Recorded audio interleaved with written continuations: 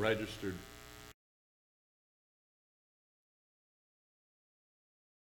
But they drive.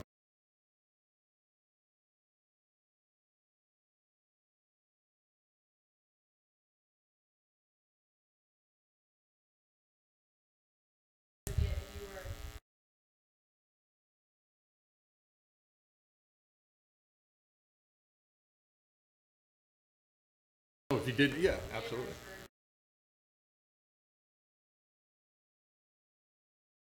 All right, anything else?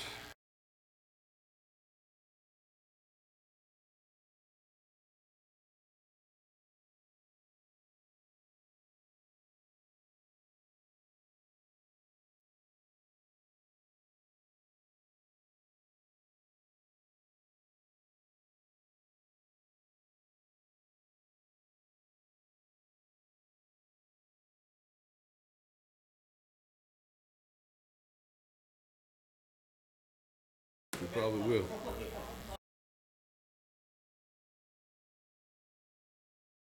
I want to clarify that that after we're going to, as soon as possible, the registration actually won't come due.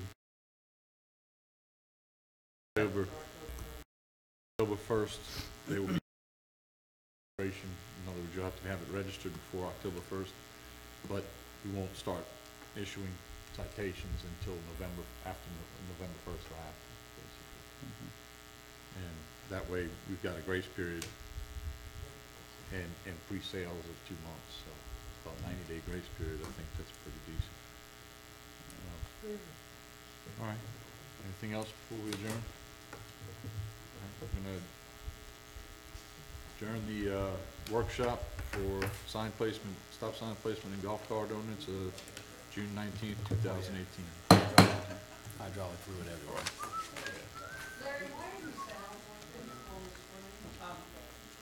They working on it.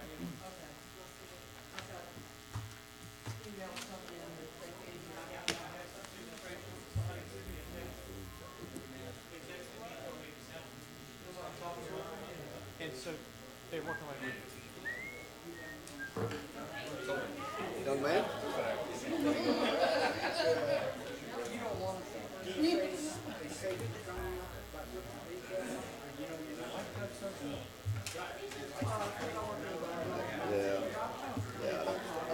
I'm not for putting them on that safety triangle because it can move them around. Right. Yeah. You ain't gonna worry about it. Right. Yeah. It's true. Yeah, it's true.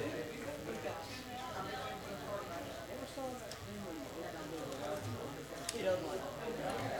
He said you get lazy about it. He said you get lazy about it.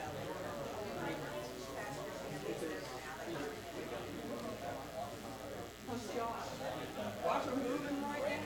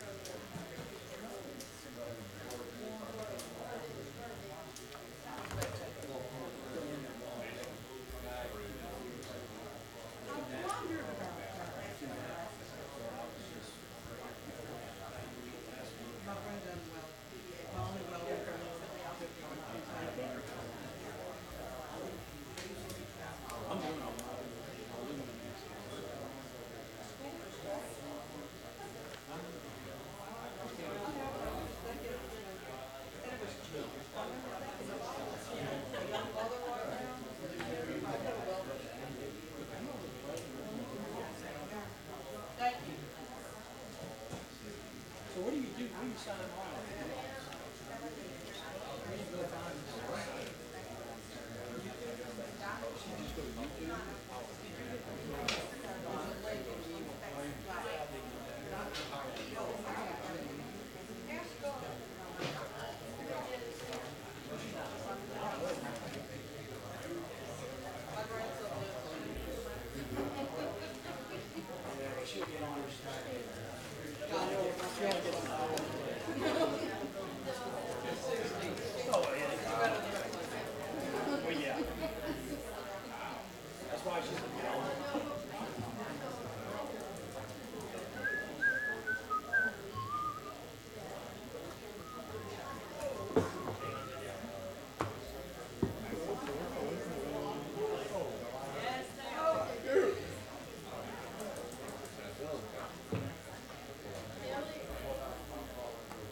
All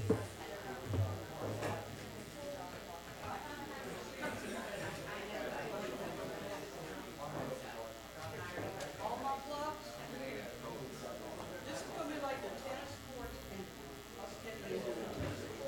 It's gonna be amazing alive.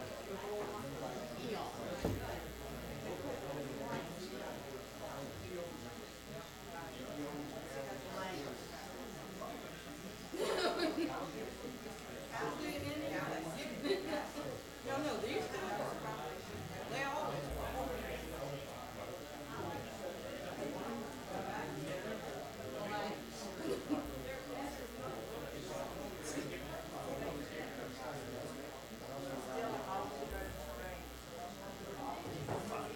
Thanks. If you join, you buy her place. I just did that.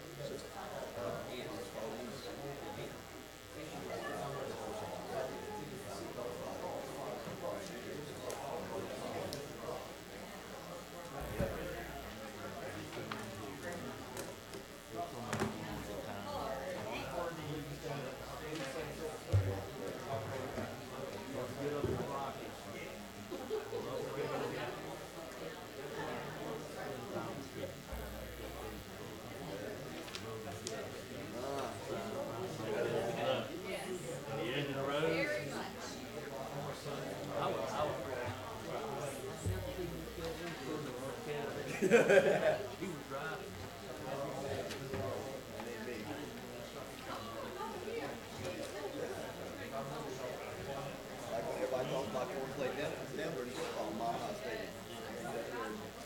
4 times.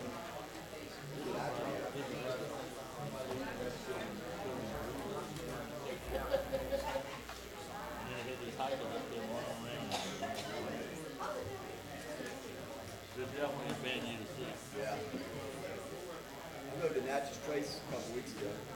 Lost, I rode it, went from Jackson up to Tupelo on my bike. Took off one Saturday, rode up there and spent the night. Come back and stayed in Jackson that night and went back home the next day.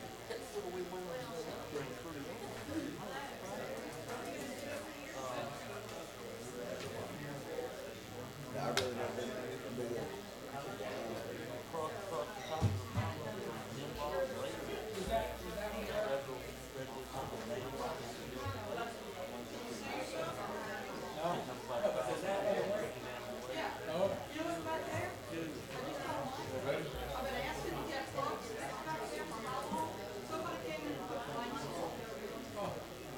Page 200. All right, Ken. Say something like this.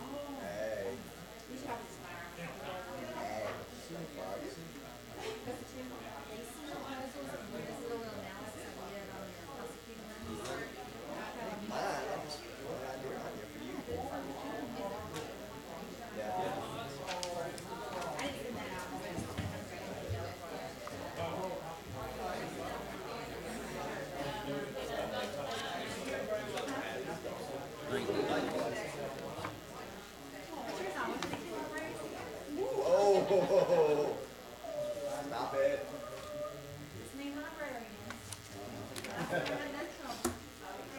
I'm more ready for this meeting tonight than a minute. 15-hour driving straight through.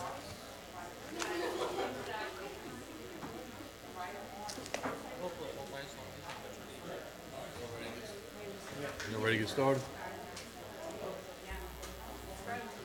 Where's Mike? On the street. Call to order the Bay St. Louis City Council meeting for June 19th, 2018. Mr. Smith, if you would lead us in the invocation and the pledge, please. Our Father, who art in heaven, Hallowed be thy name. Thy kingdom come, thy will be done, on earth as it is in heaven. Give us this day our daily bread, and forgive us our trespasses, as we forgive those who trespass against us. And lead us not into temptation, but deliver us from evil. for thine is the kingdom, the power, and the glory, now and forever. Amen. Whose Holy Spirit, give us gifts of knowledge, wisdom, understanding, counsel, piety, and fear of the Lord. And help us, Lord, make good decisions for our city. We ask this in Jesus' name. Amen. Allegiance to the flag of the United States of America, and to the republic for which it stands, one nation, under God, indivisible, with liberty and justice for all. Thank you.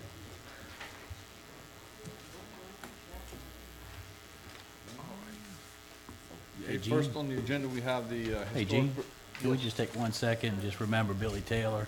That Yes. Billy Taylor passed away, a longtime councilman in Bay St. Louis, and just want to wish his family all the best, and sorry for his passing.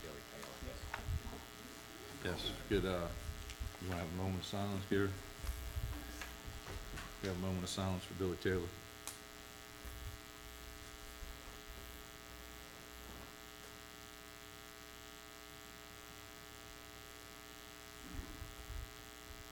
All right, first up, we have the Historic Preservation Commission resumes. We received 4 resumes. We have, what, 2 positions available? And we have, let's see, resumes from, We have 2 recommendations from the committee. yeah, we have 2 recommendations, 4 resumes we received for this position were, Dr. J. Codling, 505 North Second Street, Bay St. Louis. Patricia Robinson, 252 Sycamore Street, Bay St. Louis. Kit Barksdale at 119 Washington Street, Bay St. Louis, and John Bazoo Sr., 515 3rd Street, Unit 12A, Bay St. Louis. All right. Commission met today, reviewed those. Larry, if you want to give us the recommendations from the commission, and we'll open it up to discussion. Sure. The commission recommended Ms. Patricia M. Robinson of 252 Sycamore Street and Mr. John E. Bazoo from 3rd Street. Okay. Do you want to go into a little bit of reasoning why? Sure. Mr. Bazoo has been project manager. He has a Bachelor of Science in Construction Technology. He's worked in the construction industry for quite some time. Ms. Patricia Robinson has a history of working with the Historic District and the Historical Commission before. She's been on it for about 2 years. She has 14 years as a realtor, experience as a realtor. So. Okay. All right. Does council have any discussion on the matter? Okay. Currently have the 2 recommendations in front of us. No discussion. You all have a motion to approve the recommendations? I make a motion that we approve the recommendations. Second. Motion to approve the recommendations, Ms. Patricia Robinson and Mr. John Bazoo to fill the positions on the Historic Preservation Commission by Councilman Smith, seconded by Mr. Seal. Any further discussion from the council? Is there going to be a term limit on this? Staggering the terms. I think it's I think it's whatever the current term limit is on there. Is it I think it's 2 2 years? years. Is it 2 years? They come in, yeah. All right. Any other discussion? Okay. Vote the motion. Motion passed 6-0. Reverend Reed is absent. Yes, sir. Mr. Bazoo? Yeah, yes, sir. And we definitely thank our other 2 for sending in their resumes to volunteer for those positions.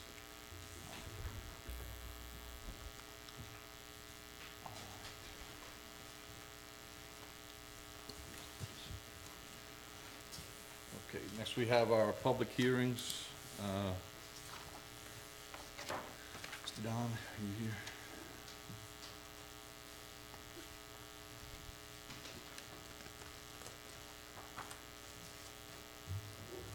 We have 2 public hearings set for tonight, 259 Washington Street and 514 Commerce Boulevard. We'll start with 259 Washington Street.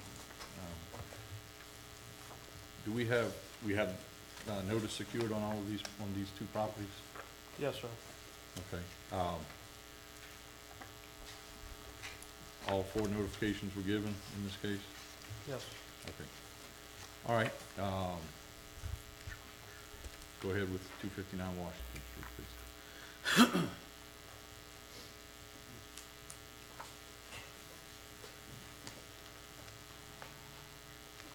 Do we have anyone here representing 259 Washington Street? Y'all can come up and just state your name for the in the microphone. Terry Stoltz, live at 202 Keller, and my Okay. dad, Tom. I'm Tom Stoltz. I live at 401 Hancock. Okay, thank you.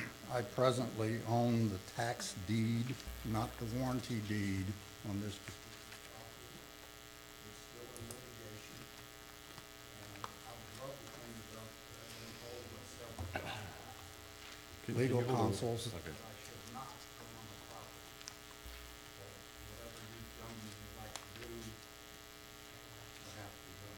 Mhm.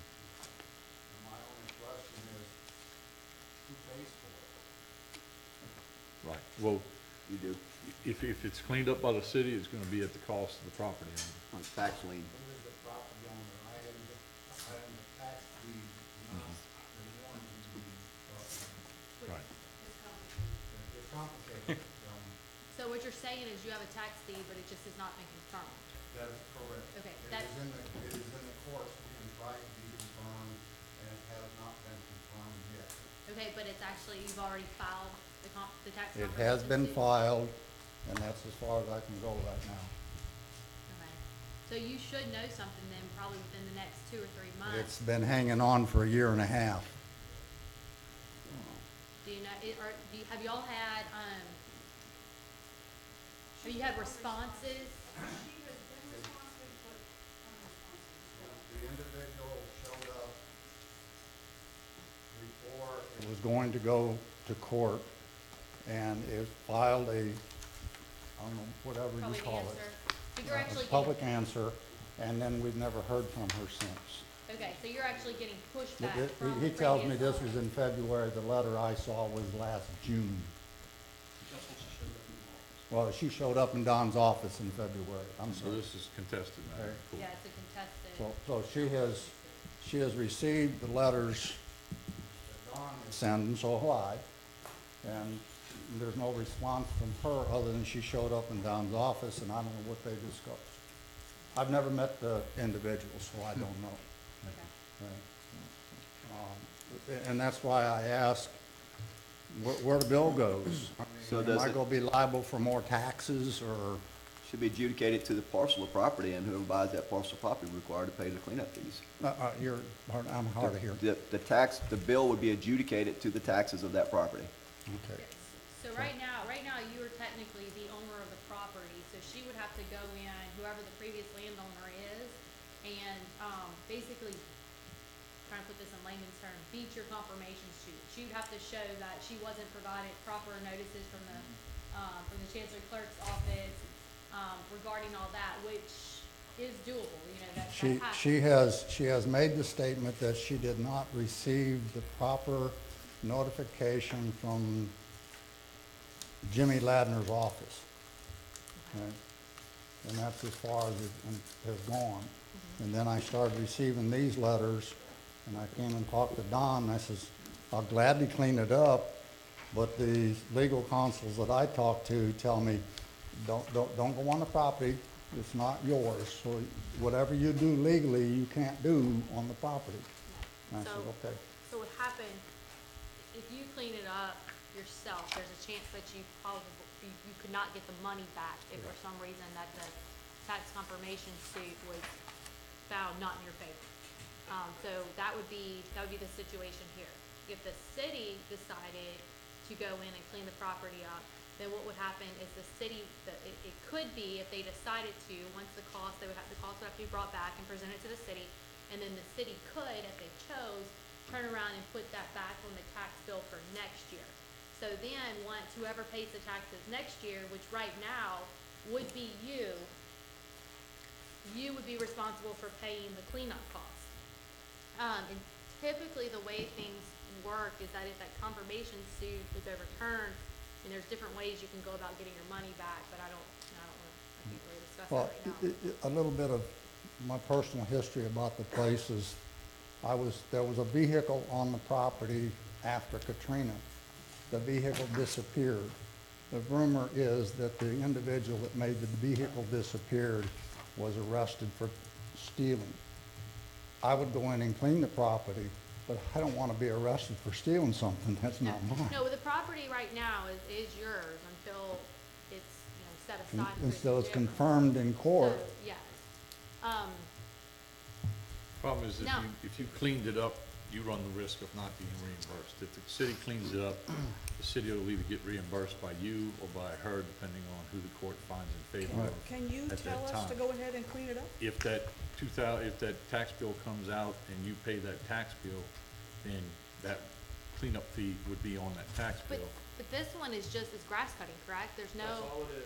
It's so, I mean, right now, all it is you going onto the property and cutting the grass. I would gladly do that if I can legally do that, but I don't know if I can legally do that.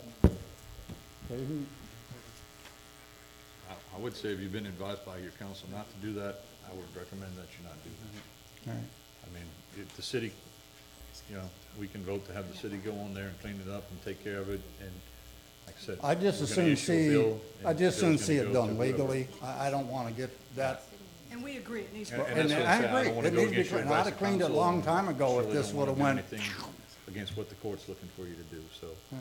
you know, if that's what you've been advised and that's what you've been told, I would say, you know, just walk that line. There's lots of questions, but this is not the place for me to ask those questions. I have to ask the lawyers that, but, you know, I don't know how to handle this. I'm gonna be at your mercy, gentlemen. I'm not, I have no objection for you going in and cleaning it, if that's what is needed to be done, as long as I don't find a whopper of a bill. And I can't guess even what it would cost. I don't know what. Don, do we have an idea of what grass cutting costs? Is there a set fee for it, or is it dependent No, on I don't. the square footage I asked for area? that from Public Works, Mhm. and I have not received it. Somebody recently decided to drive I'm assuming it was a concrete truck into the yard. They've got ruts all over the yard, so that has to be addressed by your people cutting the grass. I don't know how do you do that. I will say this about the property, it has been sitting there so long, the grass has pretty much covered the whole structure. Yes.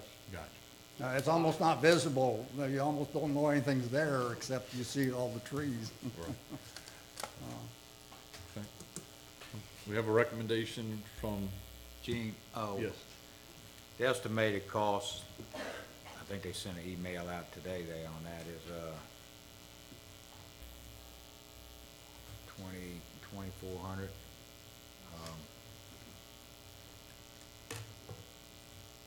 I think that's what it is. and that's to clean the entire property. That's just estimated. This is at, on Washington Street, 259 Washington Street. Yeah. 2,400. I figure a couple guys, 2 days could have it knocked out. Yeah, they got it. I think everything's set pretty well. They got a crew with trackhoes and grappler trucks, few loads to the dump there. And don't get me wrong, gentlemen, I know various people that will bid on it, but I don't know what your requirements for bidding is. Right, well, if we do it, the city does, the Public Works does it, and then, bills for it. As far as Yeah, and this is a max on it. I feel like unless there's, hazard materials, you know, that's something that would be applied, you know. they're looking, in that We could get bids. couldn't we? estimation, Mike, you're saying that they're looking at having to have a grapple truck backhoe out They there? are, he's got, Fill up some dumpsters with stuff and haul it away? I mean, he's got the that's all. trackhoe, It's a little backhoe, different than grass cutting, so. 110 yards dumping fee with the grappler truck, which would be about 5 loads, Are they talking about removing the structure, or are they talking about, is there? whatever he asked for. I was also told by several members of the historic commission that I couldn't legally go in and tear the house down without going in front of them, so I don't know Right. how far you're.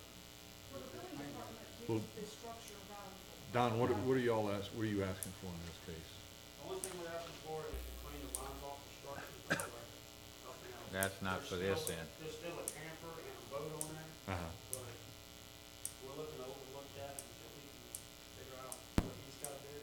He redeems it, he already knows that. This is a demo. I'll do the. Yeah, this is a demo. Yeah, that's what I was saying, 259. that sounded like a demo. That many, Yeah, no, this is a demo. So they got the wrong information somewhere. Could we get a bid on that, or bids? Could we go out and get bids on that? Yeah. Clean up to cut the grass and do all that? What are the requirements for bidding? I have several friends that like to bid on things like this, and I don't know what those requirements are. What they gotta be, they're just licensed, I guess a licensed business in Bay Insurance. St. Louis. Have and insurance. Insurance and everything. they have Yeah. to, is there a bid list that we have as a city that we submit these to, or they would just come in and bid on these projects as? we I don't, run John, I don't know through? what you've done in the past. We can advertise it if that's what's needed, you know, and get a list. It's easy, it's normally just a quote contract, because You're only Yeah. looking at a couple $1,000s, so you're not actually required to even go out and get quotes or bids, but I always recommend, especially if you're dealing with taxpayer money, then you should go out, if you're dealing with a private industry, and get at least two, so Right. that you can, show that you're fairly. Generally like to see appropriately three. spending. Yeah, At least two. yeah. And typically, I wouldn't, yeah, and that's what you can, go out and solicit, Don can work to solicit some actual quotes that we can have for our record. All right. But I wouldn't publish it or anything, because then you're just looking into more and more money that's And not they required. would be authorized by the city to go out, once we accepted one of these bids, to go out and do this work, or we would Yeah. authorize them now as subject to the bid process? Have to wait to get the bids in. Well, the well, quotes. you get the you get the quotes in, and Don can actually handle that, and then he brings it back to you, and you decide how you want it to be, So right now, we just need repaid, to or if you wanna approve put a that we're fine gonna on it. go out for bid on grass You cutting. don't actually, and you know, vine you don't have removal. to, that's actually can all be handled. Okay. Okay, Don so can until do you that. get a bid, Okay. was that? Till you get, Public hearing. right. But I mean, he's not opposing the city cleaning it up. And so, we don't need to take any action to go any further. You just need to get the bids and then bring them back to us. I'll see if I can get some we can- bids together, Okay. one, two, and, if you have anyone, just bring it to the office and we'll work it out, and then I'll submit that over to you. Okay, can we put that on the next agenda, Lisa, to have the bids Do- approved? Do we have to declare it a minute though, so we can go Well, ahead and yeah, pay for it? yeah, so the way, You so still have the way to this declare works it, is you actually just declare it a minute. And the only reason that you would have to actually approve something is if you've got to that threshold that you were having to actually enter into a I contract. mean, even if and we bid. declare it a menace and we're going out for bids, and in the process, you get the okay to go do it yourself, he could still go do it himself, and once it's resolved, and we're That's, done with the process. that's correct. Generally, you You're would not give, in a stuck by situation this. like this, you would give him a couple of weeks to try to go get the property. Right, And I'll stay in touch with Don. My daughter does all the time anyways. right. So our They seem to next- take care of Our it. next meeting's set for July 11th, correct? 10, okay, 10. Thank you, gentlemen. So, yeah, put that on the agenda. Let's go ahead and, I guess, get a motion to declare it a menace. Well, and that's where we, Mr. Chair, can we get him on the record, the property owner, to grant us permission in the event we need to go? That way we just have that on the record, he is giving us permission to go on the property? Yes, if you don't mind stepping back up and doing that, that would be great. I know you probably said it already once or twice, but Since you say I'm the owner, I give you permission to go on the property and clean it up. I mean, just don't tear the house down. Right. I mean, I have to get permission to do that. but- sure. Yeah. All right, thank you. Okay. All right, so we need a motion to declare it a menace. Motion to declare it minutes. Motion to declare 259 Washington Street by Mr. Smith, declared a public menace to allow grass cutting bid for grass cutting and vine removal from the house and property. Second. Second by Mr. Noblock.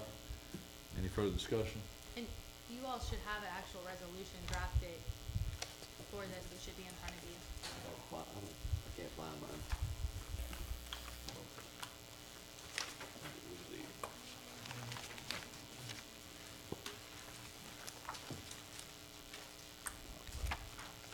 Is it at the end of the packet, Don, or?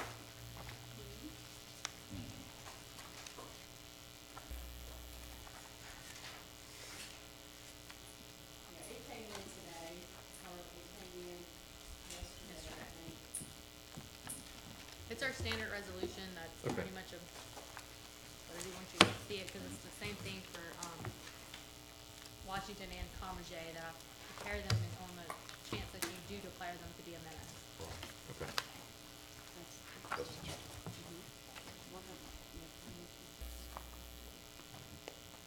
And you'll notice that with that, you need to attach as exhibits the, proof of public notice, and then also, the pictures of the state of the property.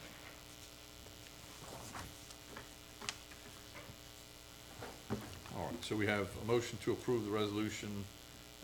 The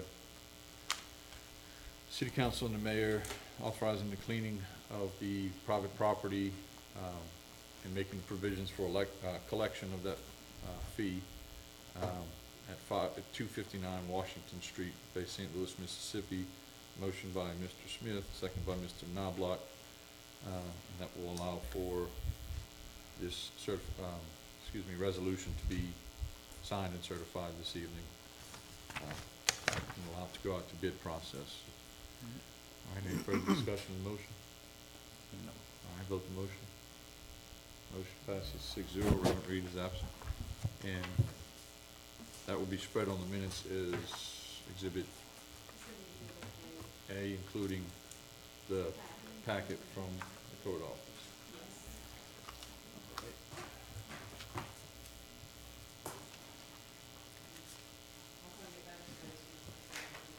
Yes, that's right.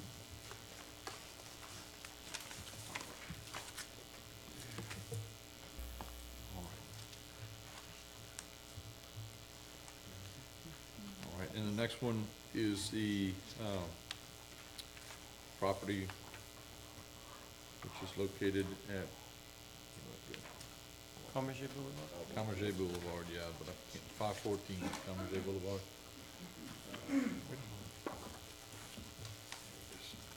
Too many papers, everything got buried.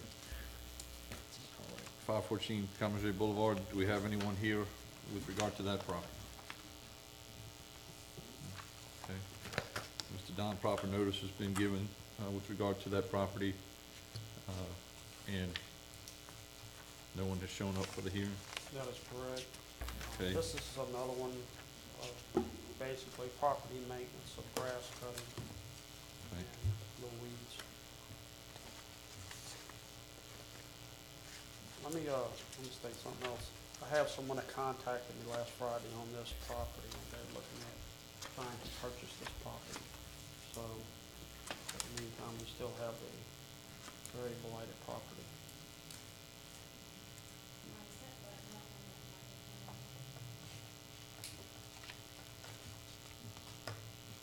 Yeah, it needs to be a.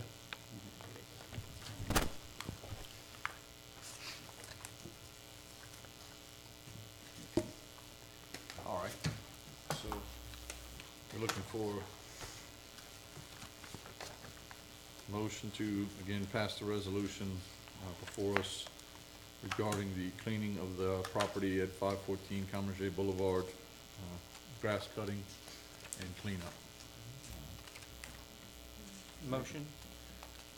All right, motion, Mr. Smith, Second. second.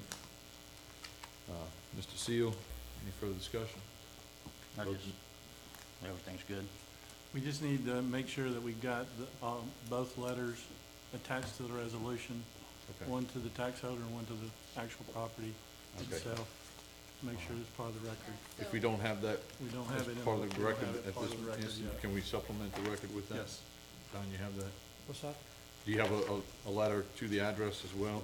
Yes, and Okay, I so have made a if- copy of You have a the, copy that you could, and also, do you When it was also sent have your as well. certified mail? It was not in the packet that I received. Gotcha. You have the certified mail to 514 Commerce Boulevard, Bay St. Louis, Mississippi. If you have, do you have that? not exactly to the address, but it goes back to where it was to the company that owns the property at the time. And that was come off the tax roll. So one has to be sent to the physical address as well as the owner, correct? Correct. So how do we, so do we have to hold this until we send a certified letter to the address to be in compliance? It had to have it it has to go 2 weeks before, so the letter would have to have been mailed out 2 weeks beforehand. All right, so we'll have to we'd have postpone to this postpone it to till the the- second meeting in July? Correct. So you got 2 weeks to get Okay. done before then. And I know that sounds silly because there's probably Well, nobody, first there meeting, might but not it's even be a second week of mailbox, July. but that's just what state law requires. Because we, right. Okay. Okay. And that's on anything from, that's on any notice or any, Yes. thing we do, okay. Right. And it also has to be posted to the property, and it also needs to be posted, at a city facility, which City. Don takes care of. Yeah, he's done that. Yes, he's done that, Okay. so. Okay, good deal. So So it's back on the agenda? let's, table this. We so- moved the July meeting back a week, so would that qualify for the July 10th meeting? Yes, Okay, yes, Make it. July 10th, that should give us 2 weeks. okay, Oh, yeah. Yeah. all right, All right, July Cool. 10th. July 10th. All right. getting close. Do we need to withdraw that motion or anything? Yeah, go ahead and withdraw your motion. Yes, I'd like to withdraw my motion. Mr. Seal? Yes. Withdraw a second. So this one's been tabled. This one's been. All right, Mr. Don, what else do we have? I'd like to see about requesting a public hearing on 1002 Perch Street, 4056 Robin, and 4073 Barracuda Street. I'll make that motion that we go ahead and set a public hearing for 10002 Perch Street, 4056 Robin Street, 4073 Barracuda Street. Oh, I'm sorry. I'm sorry. Okay. 5211 First Avenue was supposed to have been on this meeting, but I pushed it back due to the property owners asking a request. 5211. Yes, Avenue.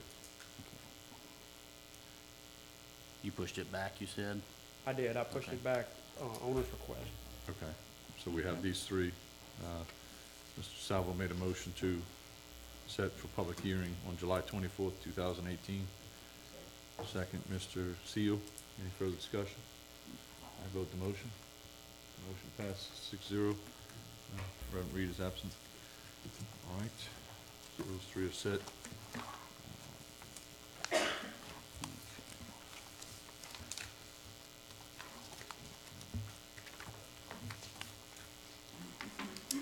I see a report, Don, on some of them.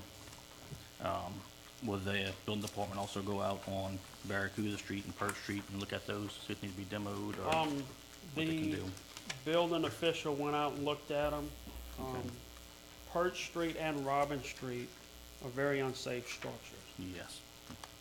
so they're, And Barracuda's pretty bad, it's still Barracuda, pretty in it from Katrina. I think it's in the process of being sold. Okay. Y'all have any questions, Ward 1 through 6? 1 through 5? 6. I'm good, thanks for everything, Don. I have a legal question. So the building department goes out and does a inspection of properties, and they come back and said the buildings should be demolished. Statement, if I visually inspect and determine to the best of my ability that these structures are unsafe and need to be demolished. So when I go to court and the judge asks me what my abilities are, do I have to have any certifications or any experience, or can I just be straight off the street that says, looks like it needs to be torn down? I don't think there's anything that requires the city to, have that. I recommend that because I think it's in your best interest to have a building official who is, I'm pretty sure both of the guys going out looking at those has their different certifications and whatever they have. They do have it. So basically, all you're doing is you're building a case Right. for the city. You're building more evidence in your favor to show that this property was definitely Okay. in need of demolition. So we have all of our certified building officials in the building department. All right. Everybody certified building officials in the building department. Okay. Just gotta be careful. Ms. Knobloch, anything? I don't have anything. All right, Thank thank you, Don. Thank you. Thank you, Don. All right, first guest this evening is Gary Ponche, the Bay St. Louis Police Department, regarding staffing.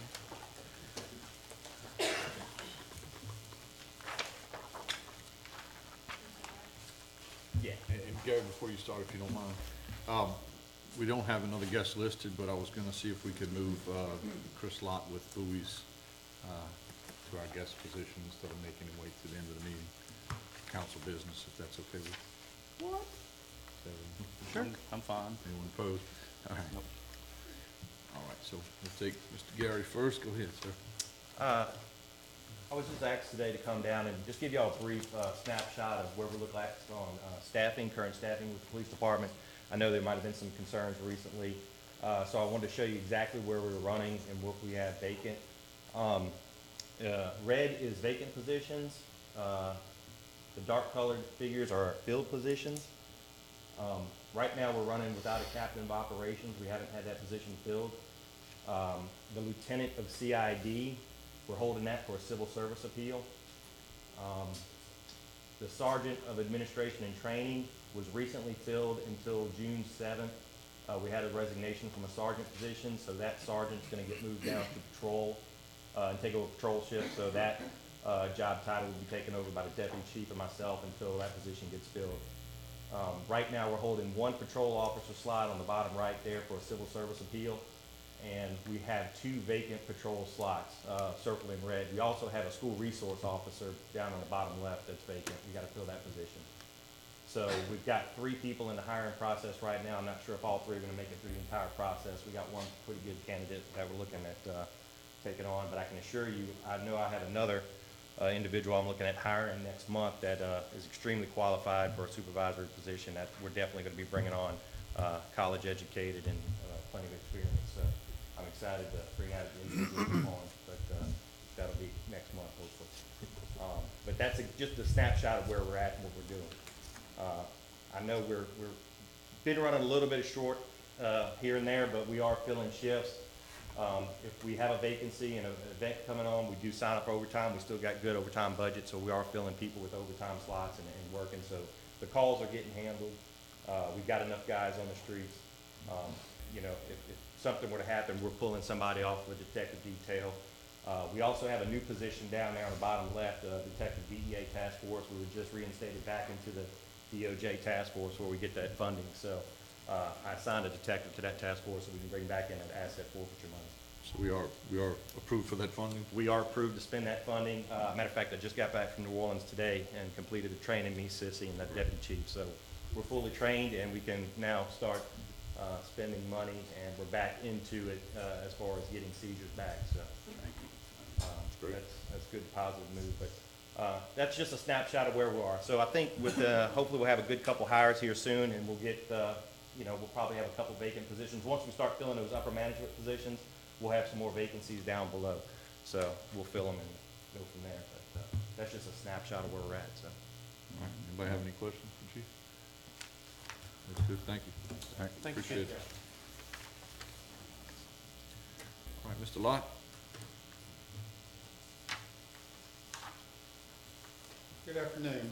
I'm Chris Lott from Bowie's. Most of y'all know 115 South Beach. What we want to talk to y'all about this evening is we're wanting to lease the property, 900 square feet that the city owns below Bowie's, which intersects with the harbor and goes into the county property. We're looking to lease it to extend our floor plan of Bowie's. What we're looking to do is be able to open up our portable tiki bar, which is a portable building that we can bring in, open it on weekends, put cornhole, volleyball, and some different things down there, just to extend the floor plan and extend the beach area that is not being used. Have spoke with ABC, and we would have to go through with the extended floor plan, which is tied to our floor plan, which would be y'all's property, and then we would go before the county about some property they have. So that's what we came tonight about, is looking at leasing this property from y'all. I've talked with the mayor a couple of times on it and wanted to see what y'all's thoughts are on this. Okay. The only thing that I would have a concern about, I'm sure most of the citizens, would be the cleanliness. And I've noticed you had several different type of activities down there before and everything's been clean, but just a reassurance that that would be maintained. Right. Going just with that, I have a cleanup crew that comes in twice a week. My staff picks up everything but cigarette butts at the end of the night. I have someone that comes twice a week, picks up. We're actually picking up the trash on the parking lot across the street where the old fire dog used to be. And we appreciate that. Just because we feel like part of it's coming from us. So no, the cleanliness will not be a problem at all. We will have our staff clean it and have someone come in and pick the cigarette butts up and everything. Thank you very much. And what we're looking at a proposed amount for that lease? I think they made an offer, $1,000 a year for that 8 foot of land. Well, whatever it is, total footage, but it's 8 foot wide, Yeah. whatever. Mm-hmm. It would go back to the harbor into their fund, like any other event up there. We'd still have access to it anytime we needed to go through there. If we need to be county crews coming through there to clean up and all. So we'd maintain, not maintain, but we would have retained an easement or right of way through that piece of property. Yes. And if they needed to use the event deck or something for an event up in the harbor, on the edge of the harbor, that lease would still be, they'd have to go through the harbor for that also. You know, if they want to put a stage down there for anything, you know, for any special event, you know, they would have to go through that. This money goes to the harbor. Do we have we discussed this with the harbor and harbor Yeah, commission? talk with Chuck about it, he doesn't have a problem with it. He's good with it. Okay. All right. So on something like this, phone calls, you know, about leasing the beach, public beach. I know this is a kind of an odd place, odd piece of beach, but what can other people decide to come in and want to lease parts of the beach? Well, they're doing it at Washington Street now with their trail, they leasing part of that, you know, they got the vendors set up down there. In the now. county? Yes. And that's pretty much, only reason I think we're involved in it is because they gotta have to go through there to get to the county's piece, where they'll be set up on, because it's a larger piece. Yeah, just the precedents, people have talked about leasing, you know, public property to a private group for profit. But one,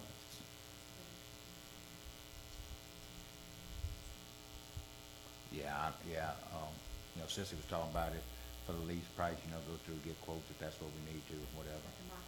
Right. You know, Yeah, that's what I was going to ask next. you know, We one need thing, to it's gonna do be that. open to the public, you know, still they have access, either going down from up above or going through the harbor there, or coming from, So, you know, down by the church or whatever to go through there.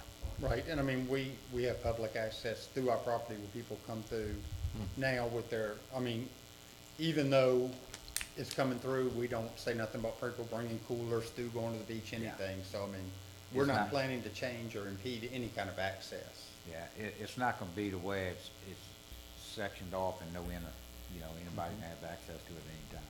And this would be just proposed as a year lease? Just review If that's the way yearly, we wanna do it, yeah.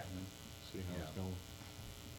I mean, I mean, I know it's a public beach or a piece that could be used by the public, but we're not getting any money from it anywhere else. No, and I think it would, I think we can look at the same as putting a trailer down there, as putting a tiki hut bar down there, Right. whatever.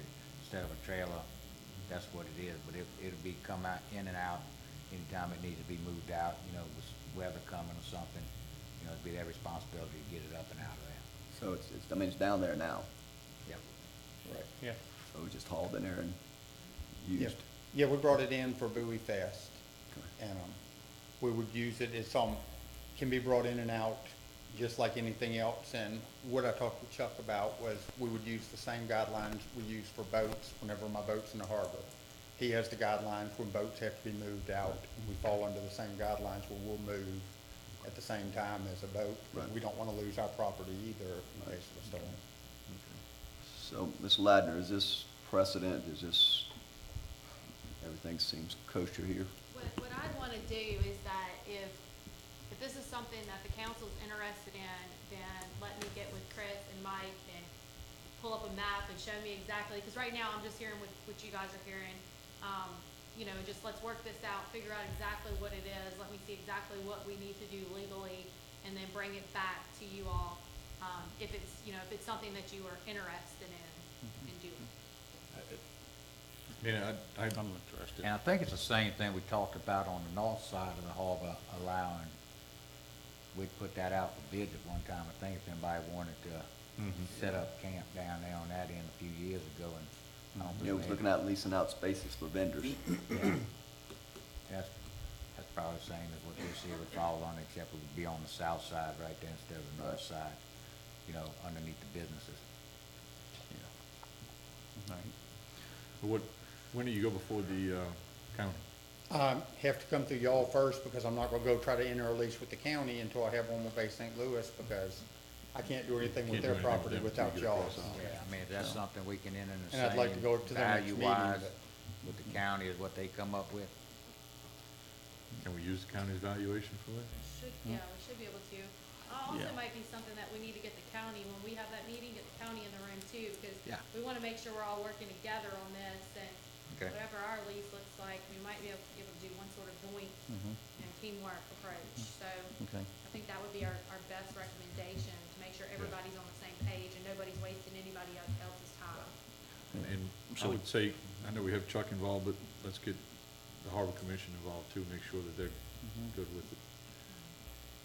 Yeah, I know Chuck's biggest concern was, insurance, which they have everything needed, and he's got a copy of it already. Okay. That was the first thing, and y'all are actually, because we do so many festivals on the beach, y'all are included on our blanket policy because we do. Additional name insurance. So what would you like from us, other than just a motion to authorize y'all to proceed in the meeting and discussion with the county to lease the property and evaluation of price? Mhm. Yeah, that works. Yep. All right, I'll make that motion then to I second it. to authorize attorney, mayor, buoys, and the county and harbor all to get together and have a meeting and come back to the council with a price and a Recommendation. contract and recommendation to move forward. All right, motion, Mr. DeSalvo, second, Mr. Smith. Any further discussion from the council? Vote the motion. Motion passes 6-0. All right, thank you, Mr. Thank y'all. All right, Thank you, sir. All right, we have the consent agenda next.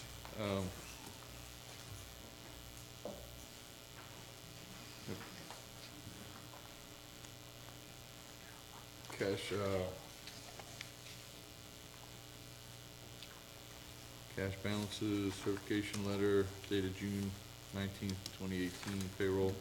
We're gonna remove item D, proof of publication for salary ordinance. It has not been received yet. The proof of publication has not been received, so can't approve that tonight. We just spread the fully executed contract with Paylocity, spread the Bay St. Louis Building Department report, and approved the street closure of Second Street from Main to Court Street, July 14th, from 4 p.m. to 9 for Frida Fest. And cash balances were shown in the amount of $3,554,826.12 before the docket and $3,356,954.03 after the docket.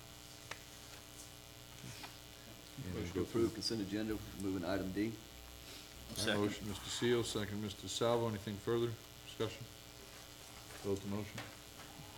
Motion passed 6-0, excuse me, doesn't read his absent. All right. City Clerk Controller Report.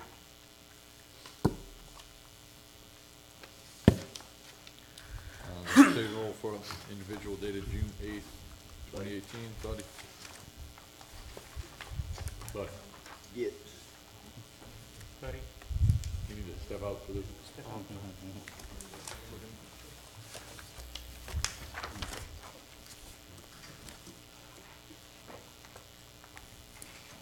We have a motion for that. Motion. Second? Motion to approve the payroll for the individual dated June 8th, 2018. Mr. Seal, second, Mr. Smith? Smith. Anything further? Vote the motion. Motion passes 5-0. Mr. Zimmerman was absent of the room, as well as Mr. Reed. Thank you. Docket of claims.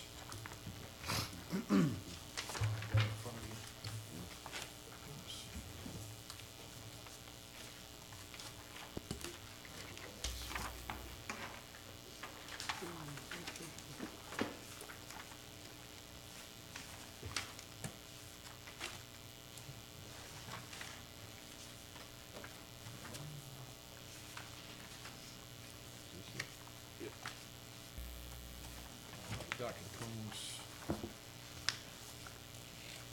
Okay, anything, page 1? Page 2?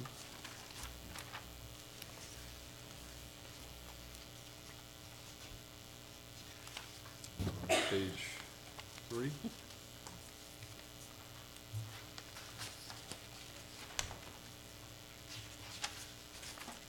Four?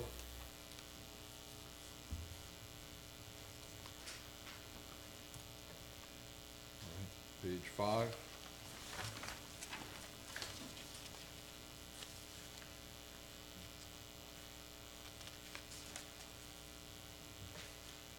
Page 6.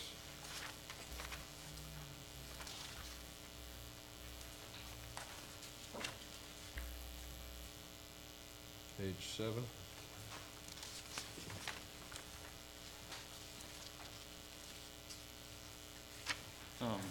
Yeah. Good question. My only question on page 7 was, we haven't really looked at no more storage, data storage yet, have we? Just, or how much we are actually storing? Have you ever gave us a number? Are you on page 7? Yes, ma'am, it's It's kind of it's weird. numbered odd. Yeah, it's like the page didn't break at the true page. It Right. broke throughout the printing process. So it's really page, What's the number next to it? well, It's for Omni Technologies, Omni Technologies. 10876. Oh, Omni? yeah, Yeah, I can look at that. It's, that's police department storage. Yeah, did they ever give you a amount, how much we got stored, or what kind of capacity we need? 753 gigabytes is being currently stored. and we're paying $1,000 for that? It's $1.50, I guess, per gigabyte is the multiplier.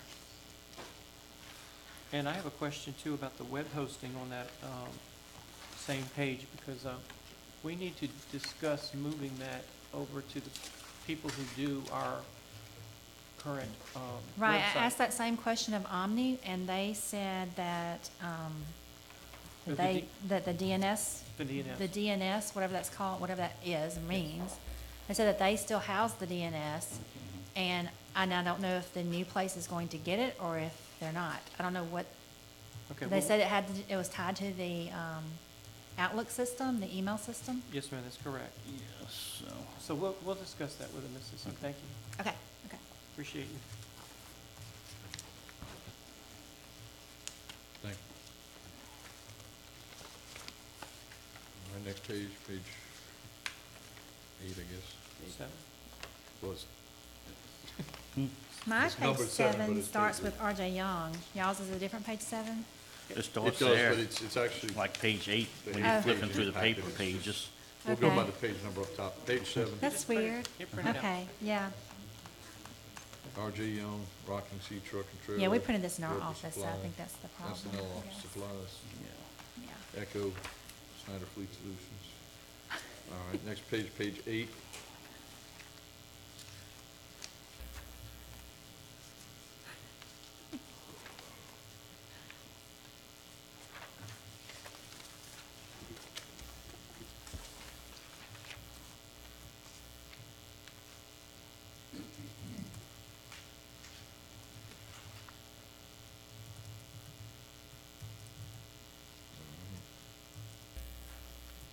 Anything else on that page? Page 9, which continues on to the last page.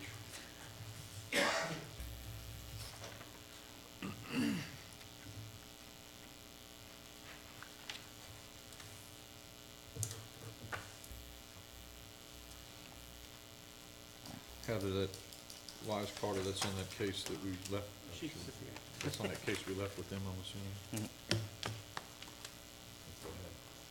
Hold on. I can pull it. On the last page, I guess that's some litigation stuff going on with Wise Carter.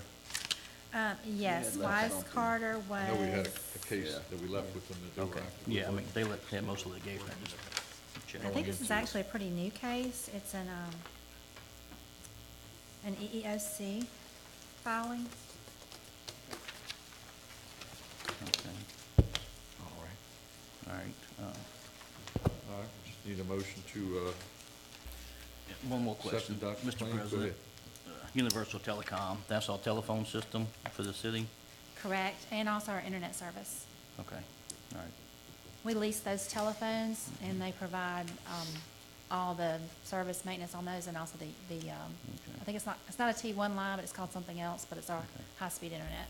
All right, have we done an audit of that recently? Just to know we've had people come and go, we haven't replaced people, and if we're paying for a bunch of lines that's not in use or something? Correct, we recently did an audit, and we were waiting really until the police department moved in, so that we could figure out how many telephones they were gonna need versus how many they had. So we recently gave up several, probably at least 10 telephones after they moved, Okay, due to all the transition that we've had, so those will be coming off of our bill. Good We're job. also interviewing another telephone company. We've gotten one quote already. We're interviewing another telephone company. I believe their meeting is Thursday or Friday morning to get another quote to compare to Universal, because we're out of our contract at Universal. Okay. It was a 36-month agreement, so we are ready to try and see if we've got anything else better out there. Okay, thank you.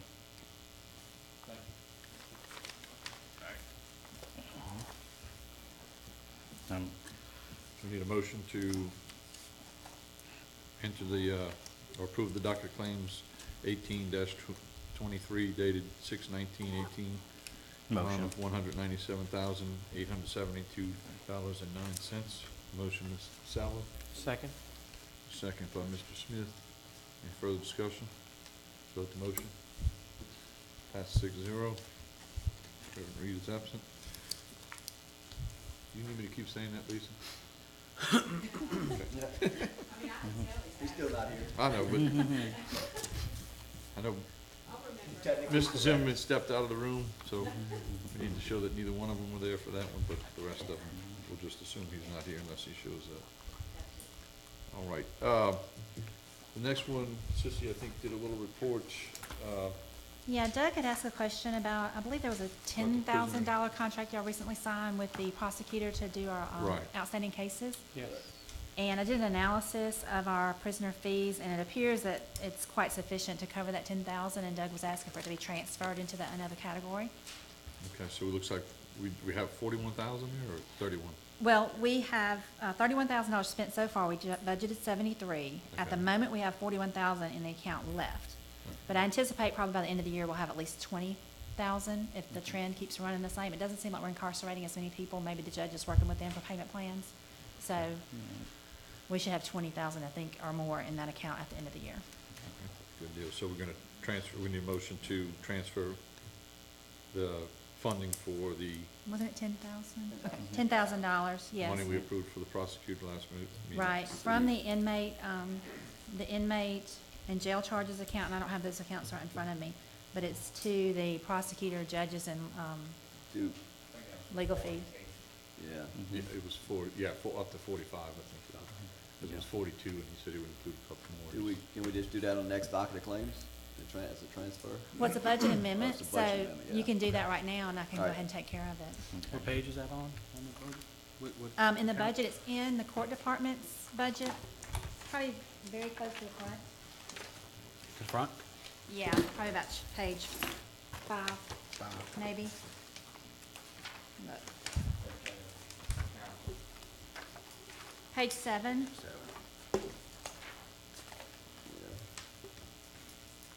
And it's gonna be coming from account number 001-102-544-00, and transferring $10,000 to 001-102-535-000. Oh, it's just going up a step. Right, just Motion. one move. Yep, motion. All right, motion by Mr. Seal, Second. second by Mr. DeSalvo. Any further discussion from council? I vote the motion. Motion passes 5-0. Mr. Smith was absent, and Mr. Reed. Thank you, Sissy. You're welcome. It's so nice tonight. All right, now we have the, It's my glasses. we have the acceptance of the lease financing for the streeper and the mini tractor purchases, excuse me.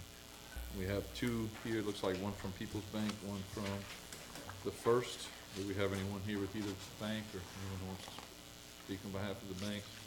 Looks like the First came in at 4.25% with 60 payments, including both of them.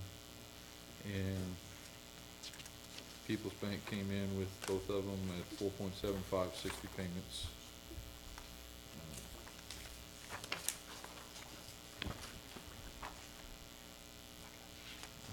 Any discussion? The only discussion I had was, could we possibly just fund the $12,809 tractor out of the budget somewhere instead of financing that for 5 years, or? And yes, you could do that. I feel like we didn't have as many lease payments in this year, so we have some money in that budget. Yeah, 'cause We'll just have to do some budget amendments, though, to convert those lease payments into capital payments, capital purchase. So, yeah, I feel like it can be done. I just need to bring that back at the next meeting. it just seems like Yeah. such a small amount to finance for 5 years for Right. $8-9 million budget for general fund, just. Yeah, if y'all want to that'd be better exclude paid that, for. then I can bring that back, Alright, and we we can can just do a exclude budget that one. amendment. I agree. I make a motion to accept the proposal from the First National Bank Association for the lease of the Is that Temco? 2018 Temco street sweeper at fixed rate of 4.25%, 60 months. Second? All right, motion second by, motion by Mr. Smil, second Motion by Mr. Smith. Seal and Mr. Smith. Smil. Smil. Got y'all together, Mr. Seal and Mr. Smith. Any further discussion? Vote the motion. All right, motion passes 6-0 to accept the first bid on the street sweeper only, Lowest and best. lowest and best. We're gonna table the, mini tractor. Lisa, put that on the next agenda so we can get the money from somewhere else. Well, you've already, you already authorized to purchase it, but this is just not going to be leasing it. We're just going to do a budget amendment. Okay. Yeah, So we're gonna release the purchase order for the Timco sweeper now? correct. We can get that out tomorrow. Oh, you Okay. awesome. Good deal. Thank you. They had a article in Sun Herald about how somebody was shouting out about the trash in Bay St. Louis. Yeah, definitely a busy time of the year. That's right. All right. Public forum. Open, we have Rachel Ramsey. Rachel Ramsey. Ms. Lisa, thank you for starting to print back and forth on this, on everything. You're printing both sides, and I appreciate that. When y'all were in your meeting talking about the historic preservation ordinance, did our attorney advise y'all that y'all weren't supposed to be talking about that? Because that's not what you went in to executive session about. When? I can talk about anything. Today? No, Oh. when y'all fired, Oh, yeah. yeah. The executive session, I can't tell you that. It's a pretty benign question. Did the lawyer do her job? Honestly, I do not know, but it was brought up. It could have been, but I don't remember. Just in general, Well, we I would had- like to know We had if two she's lawyers doing her and two job. senior members here, so I think that they knew what they were doing. We do, you're right. But I asked her specifically that night, can you go into executive session and discuss something other than the reason you gave for going into executive session? And she told me, no. We went into executive session to discuss possible litigation pending and other things involving pending possible litigations, and that was one possible pending litigation, if not two, that we discussed. If not three. But Mr. Reed, in a quote to the Sun Herald, said y'all discussed eliminating the ordinance and eliminating Ms. Anderson. That was possibly discussed as part of the pending litigation, but we can't disclose that any can't further than disclose what's it. been disclosed. Who were the two people y'all replaced today? I know one's Ellis Anderson. Who was the other one? The other one was an open seat. I think we need to look at Chet LeBlanc. Evan? He himself has been there forever. He himself went against the laws of the historic preservation ordinance and asked forgiveness instead of permission when he took it upon himself. Is he not on it? P&Z. He was in P and Z. Yes. Okay. Then that's where he needs to be eliminated from, too. Anybody who's going to do something like that just doesn't need to be sitting on a board or commission that we have. That man's been on boards and commissions since Homer was a pup. And I think that we need to look for fresh ideas on those things. I also want to caution y'all that we are going to be watching real hard about y'all going into executive session. That's just not, what you did was wrong, just plain wrong. Do it in front of me. I can do anything if you do it in front of me. You do it behind my back and you lie about it, that's going to piss me off and a whole bunch of other people, especially come election time. All right, next up, we have Mr. Thorpe.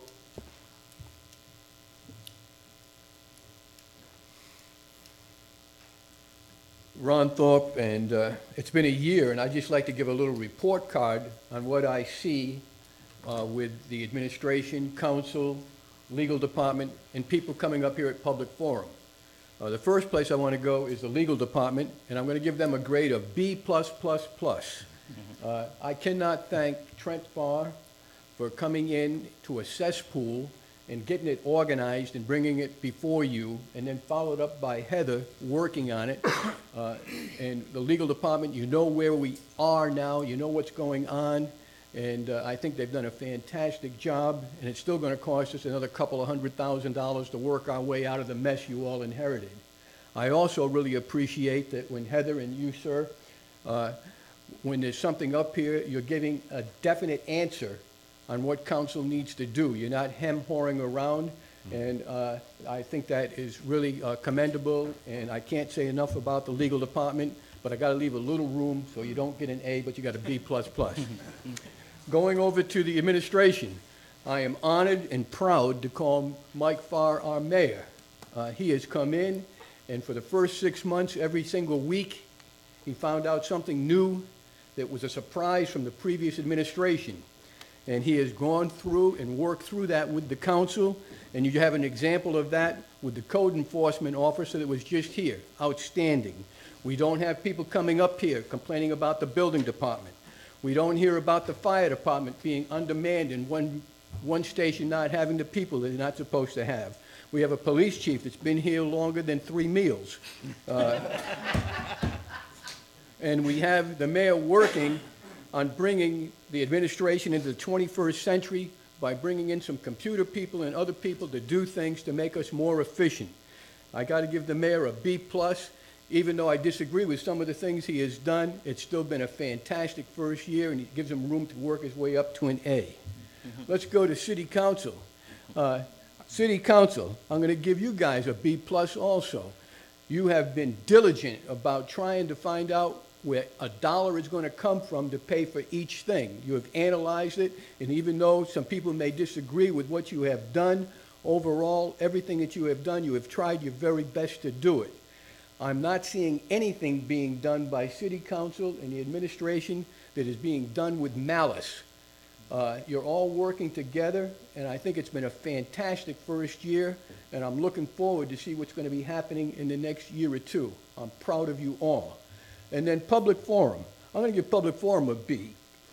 People come up here, and they are sincere, trying to give you information to try to help make this a better city and to make your operations with administration and council and legal department even better. Even the people that come up here that have a gotcha, they still have had some good information to provide for you. And so I think we're on a good track, and I'm proud of the city of Bay St. Louis today. We can still do better, but you've done a great job so far. Thank you. Thank you, sir. All right, next up, we have Ms. Kathleen Monty.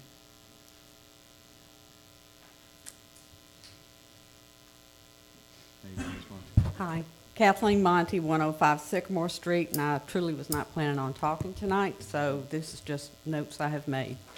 I believe that the beach area below Bowie's Bar is zoned either R5, no structures, it's open beach, or R5A, non-habitable structures with no walls, piers, gazebo, with structures with no walls, or piers. You can have piers, gazebos, or fences if a special exception application is submitted and approved through P&Z and the City Council. How is this property zoned that you're planning to lease? That's, I think, what they're going to discover when we get in that meeting. It ought to be on the map. That's part of it has to be. It ought to be on the map, right up out there. Absolutely. It's either going to be R5 or R5A. was a building permit for the current tiki hut that has been there for 2 months at least, been issued by our building department. Don't believe it has. You don't believe it has? No, ma'am. How is it portable? It doesn't look portable. It is, when he says portable, you know, does that mean they're taking it down board by board, or is, you know, is it on wheels and it moves? Okay. Well, I think that's something else you need to look at with your zoning and with the R5, if a portable structure can be on the beach, because I don't think it can. The county, you mentioned the county, Mr. Mayor Favre, the county leased to the Washington Street vendors through a published bid process. Will the city open this up, this lease idea for this property, to public bid for anyone, or is it just exclusive to? I believe it'll be same as when we did the airway for the balconies. It'll have to be open to a public bid. If someone wants to submit a bid for it, they can. Okay. And when Hurricane Nate came through our area last year, several boat owners did not move their boats. And to my knowledge, there were no fines assessed, because I don't think there's anything in place for that to penalize owners who do not move their structures or their boats. So what guarantees will the city have that a portable structure will be moved and not cause damage and liability to any upland owners or property? And those are just some things I think you need to consider. Yes, ma'am. Thank you. Thank you very much. Thank you, Ms. Knox. All right, next up we have ordinances. There's nothing listed under there.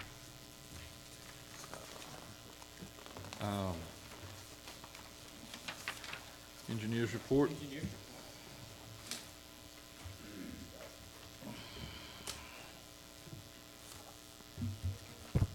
Good evening. We have a report tonight with a couple of updates on some projects and some authorizations for some new projects to proceed.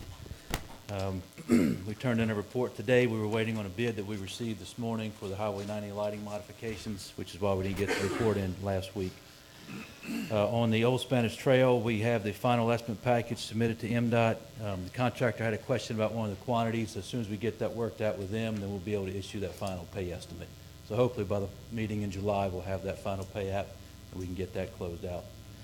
On the seminary project, I had on the report that the boxes would be delivered June 22nd. I actually got a call today that they're going to deliver those boxes tomorrow. So we're coordinating with Public Works and with the contractor to try to get started on that install on Monday.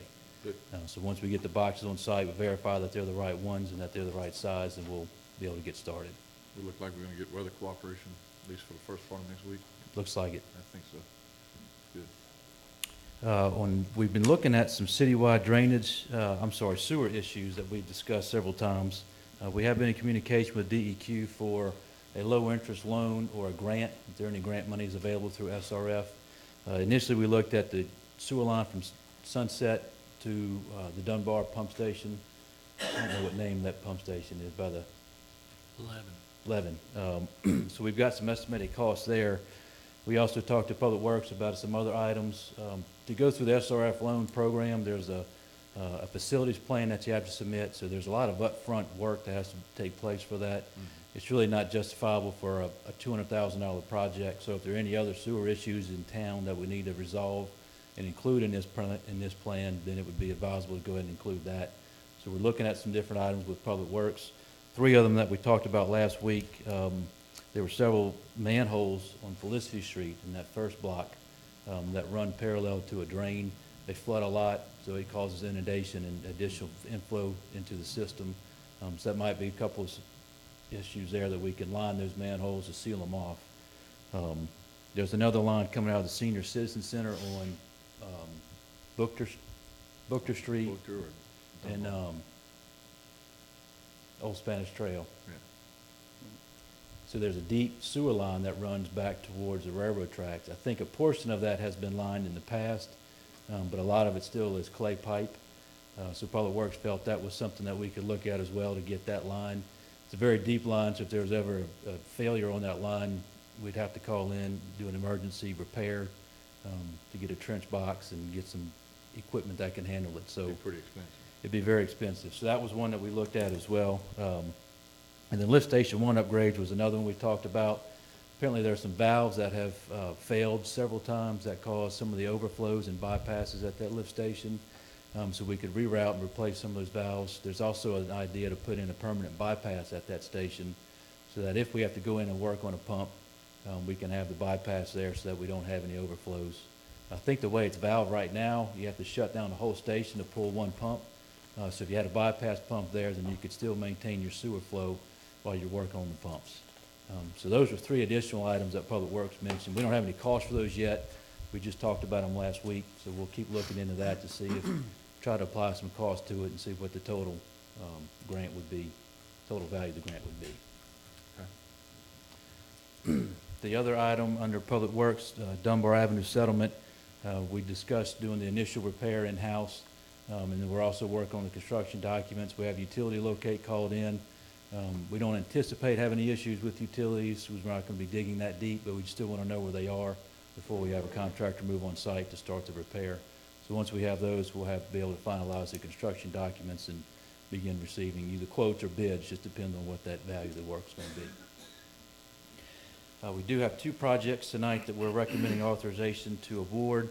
The first one's the Carroll Avenue Safe Routes project. We do have a bid tabulation in our package. We received 5 bids. These bids came in last Thursday. Maury Alley Construction was the apparent low bidder with a submitted bid of $164,395. Our engineer's estimate was $175,802. The bids varied pretty drastically. The high bidder was actually $286,000 for the sidewalk. We did have some mathematical errors that we had to correct, and there was one bid that was a strip bid. On MDOT projects, they require the whole bid proposal to be submitted with all the information. This particular contractor just submitted the actual unit prices instead of all the other documentation, so we technically can't even, if he was low bidder, we wouldn't be able to award it to him, but they were not low bidder, so it really doesn't matter. But we do recommend awarding the contract to Maury Alley. We discussed all the pay items with them. They understand what the need is, what the intent. They understand that it is an MDOT job, so there'll be additional traffic control and reporting that they have to do. I would offer up, if you approve the motion, that we also add to the motion contingent upon MDOT approval and authorize the mayor to execute the documents as required by MDOT. All right, motion. As stated from Mr. Kanishi. Motion by Mr. Seal to approve the project by Mr. Kanichi. Second. Second by Mr. Smith. Any further discussion from the council? Okay. Council vote. Council vote 6-0. Okay, thank you. So we'll begin working towards the contract documents. We'll have to set up a pre-construction conference with the contractor. All this has to go to MDOT for approval, so that could take 2 or 3 weeks, but we'll get all that out this week. The next item is the MDOT Highway 90 lighting modifications. This is the project that MDOT's funding. They're coming through and revamping, modifying all the medians at all the signalized intersections. So with that, the city has to move their utilities. So that includes water, sewer, gas, and the electrical for the lighting. The water and gas, the city will do in-house. The lighting is something that we could not do in-house, so we had to go out and advertise for bids for that. We do have a bid tabulation in our handout as well. This one, we only received 2 bids. The low bidder was Commercial Electric from Long Beach for $331,751. I did speak with MDOT today. What they asked is for us to submit a supplemental agreement request for the additional funding. They're still going to cover it, but we just have to request, since it was above the original cost estimate. We had estimated the cost to be $287,000 for the removal and relocation of those lights. The primary issue with the difference was the poles cost more than what we had estimated several months back. The price went up on the poles. And then the biggest item was the maintenance of traffic. Obviously, this work's going to be performed on Highway 90, so there'll be lane closures. There'll be very intensive traffic control that the contractor has to include. So that was a higher bid item for the contractor. Again, I'll recommend, if we do a motion for this, to include contingent upon MDOT approval, and then to authorize the mayor to sign the documents upon review from the MDOT and from the city attorney. And Jason, remind me, this was at no cost to the city, is that correct? That's right. Fully This is fully funded? 100% funded through MDOT. Reimbursement or upfront they pay? It's a reimbursement. It's a reimbursement. Okay. So we have to pay it and So then we they have to fund reimburse it, us? yeah. Right, Right. so we'll be funneling it through municipal reserve. If we continue to have money there, we funnel it through there and then get our reimbursements back. When would this start? Well, again, all this has to be approved by MDOT. They're wanting to start their median work, I believe, in August, so they're gonna wanna get started on this pretty quick. And I think it's about a 2-week turnaround on the reimbursements. Some of Right, it, yeah, unless they have a holdup, which they've had a few up Yeah. there when we How's worked it on that gonna be last billed? project. I'm sorry, How's it gonna be billed? Bill, we'll prepare monthly pay estimates and submit those through the council for approval, then that'll go to MDOT. So once we start the process and they start reimbursing us, then Right. they're only out whatever the. Right, just the amount of time it, we just of started that and monthly the time cost, they right. started the reimbursement. You're not gonna have to put the whole 280 or $300,000 out up front. Okay. And it's about a 3-month project, so you're looking at, roughly $100,000 a month. And what time of year would that be? Hurricane season. Yeah. End of Like the month. October through December? Yeah, we don't have no money. Then That's when we don't have any money, Doug. That's why we don't have no money. And we got. We cruising can the use coast. it out of that utility capital maintenance fund as long, Yeah, if it's paid back by the end of the year, yes, yeah. if need be. Can we schedule that to start right after cruising the coast? We don't have a bunch of road Yeah. closures on Highway 90? Boy, that's gonna be a mess. Right in the middle of it. Good Lord, that is gonna be a mess. We missed out last year because of the storm. We can't miss out this year. Okay, I'll make a motion No, to no. approve I'll second. Highway 90 All right, lighting. motion by Mr. modification DeSalvo, project. second by Mr. Smith. Any discussion from the council? Vote to motion. Motion passes 6-0. Okay, thank you for that. Lisa, you understand about the DOT stuff, approvals and, okay. The next item is just an ongoing list of citywide drainage issues that we've identified. I know we discussed trying to start breaking these down by ward, and then also look at some cost estimates for some of these repairs. So we're doing that internally, going through each one and trying to apply some cost estimates for each one of those. The last item that we included was on Almond Avenue. I think Mr. Hoffman mentioned a couple issues near the water park. So we've identified those, and we've got those on the list also. Okay, great. Item 6, Gulf Region, or grants in general. We've discussed this planning grant for citywide connectivity. At our last meeting, with the executive director for planning mentioned that there's been a lot of requests for planning grants, so if the city was interested in submitting something, he recommended go ahead and get that in before those funds are expended for this year. This would be a grant that would perform study work on Esplanade Highland for potential sidewalks or multi-use paths. Also, we could look at a connection between downtown and the depot, which would involve some coordination with CSX. And we also discussed looking at some improvements to Blue Meadow Road and Pine Street at that intersection to help improve traffic flow and pedestrian flow. For those 4 areas, we estimate the total cost of that grant would be about $40,000. That includes all the survey work, the coordination with all the entities involved. We would look at additional grants that would be available for funding. There might be some money through a Tiger grant or a Build grant that would help fund some of these as well. So that's all included in that scope of work. There's a 20% match, which would be the city's requirement. So the budget would be $8,000 out of the city that they would have to come up with for their match portion. The request is a pretty simple request. It just needs council approval. The administration would draft a letter requesting the funds through Gulf Region Planning Commission, and then that would trigger them to award the documents, or award the funds, obligate the funds, and then move on through the study phase.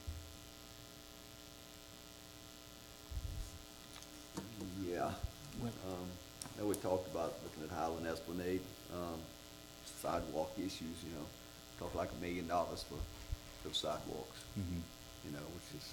And that just depends on how much the drainage impacts. Well, yeah, I mean, that's just. The sidewalks really aren't that expensive. It's just gonna be how many Yes, drainage. everything else. I mean, Yeah. the Bower Drive is $350,000. Mhm. So imagine, it's just a long putt, for doing something like now. The Pine Driveway, Blue Meadow. So we worked on that interchange before Mhm. through MDOT grants and traffic flow for school is very important for as far as traffic safety. We've talked about traffic plan at the school, rerouting, try to get the school, I know you've worked with the school, try to get them involved in a traffic study plan.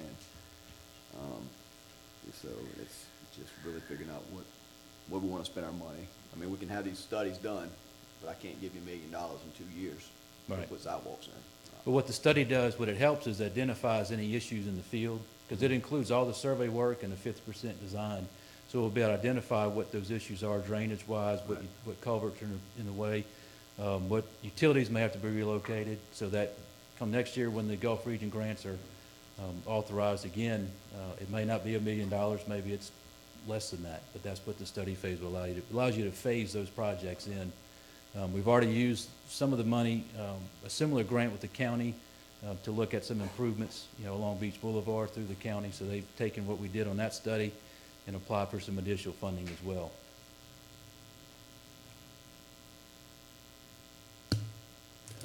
Yeah, I mean, it's really the school traffic issue would be the only thing I would like to really entertain today. I mean, I don't know about the depot, somebody, connectivity to depot downtown, that's another. We just don't know how to do that as well. Just from a funding standpoint, yeah, I'd love to have sidewalks on both two streets, but in reality, it's not gonna happen in my next tenure. Yeah. So, I mean, it's $1 million. I mean, we lost $1 million casino revenue since 2005. Got all that extra money, and it'd be easy, but I think today we're struggling. I understand that. So if y'all want to think about it, we'll keep it on our report. When's deadline? Is there a deadline? There's no deadline. Okay. With all the other grant applications that were submitted, there were several submitted for studies. The study applications is a separate pot of money through Gulf Region. Okay. There's a planning fund strictly for studies. The comment was just that they know that we're talking about this because I've Yeah. discussed it with them. Yeah. They said try to get something in if you're interested in it. So if you just wanted to do the Pine Street, Blue Meadow Road, and the depot connection this year, then obviously that would cut that cost way down. So that might be an option. So either way, just, let us know and we can revise as needed. Okay. Yeah, let's talk offline and see what ideas you might have about the Pine Street, Blue Meadow. If it's Okay. worth us pursuing. Like I said, we've already used MDOT money before to get the traffic light at Drinkwater with that intersection, so. Okay. The next item, DMR Tidelands grants. These are due at the end of June. So we've already received authorization to submit the Ward 6 boat launch and the canal maintenance dredging plan. Two other ones that we've discussed with the administration is, two other ones are, what's the first? Pier 5 and parking improvements. So if you recall, last year, FY19, the city was awarded $375,000 for Pier 5 improvements. So the thought is to ask for some additional funds for Pier 5 and associated parking improvements needed for the harbor area. So we've got some information in there to review. And then the fourth item would be a submittal for grant funds for Rutherford Pier extension. This would allow for additional fishing space and some docking space, some additional day pier docking space. Both of these would be installed and constructed within the existing Secretary of State's lease area for the harbor, so we would not have to extend that through the Secretary of State. The fishing pier extension, we've estimated to be about $1.5 million. That would get us about 750 feet further to the east. We were concerned about some oyster reefs, but they're further out towards the main channel, so we wouldn't be interfering or impacting those oyster reefs. So those are in there for review. Like I said, we also need to have these submitted by the end of June. I think it's July 2nd is the actual submission date. We're trying to get them by the end of June just because the holiday and everything the following week. If there's any questions on those, then obviously we can answer those tonight. And we would need to prioritize the project. So part of the application for the public access projects, which would include the Ward 6 boat launch, Pier 5 and parking, and the Rutherford Pier extension, those are considered public access projects. The other project is a planned project, so it's a monitoring type project. If you submit more than one particular type of project, then you have to prioritize those, and there's a call for it on the application. So we would need to know what the priority is for those three public access projects, if that's what the council wants to submit for this year.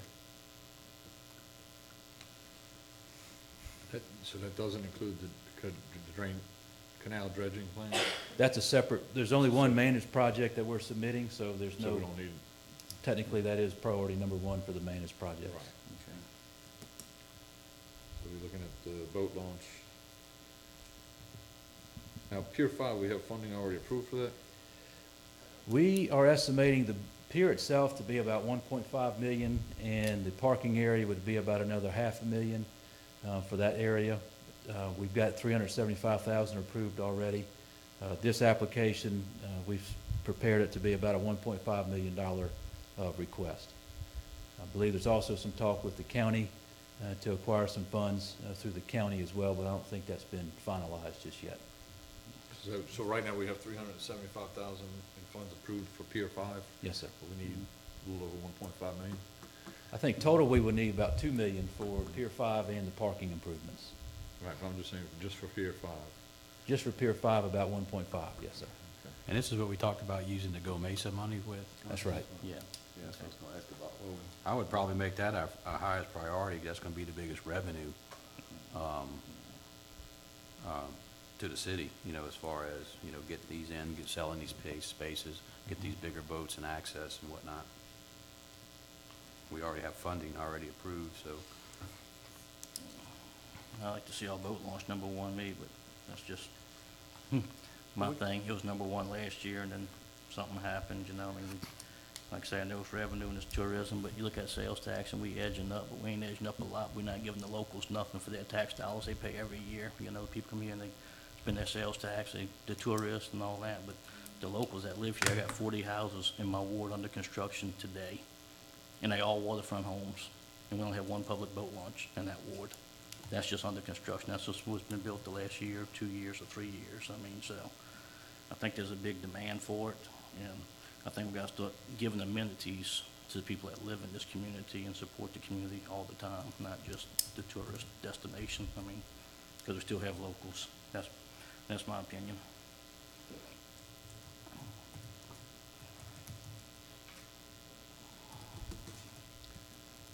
All right.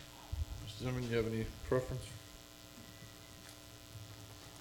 I agree with Josh. If you ride out on Jordan River on Saturday or Sunday, you see the people using the river.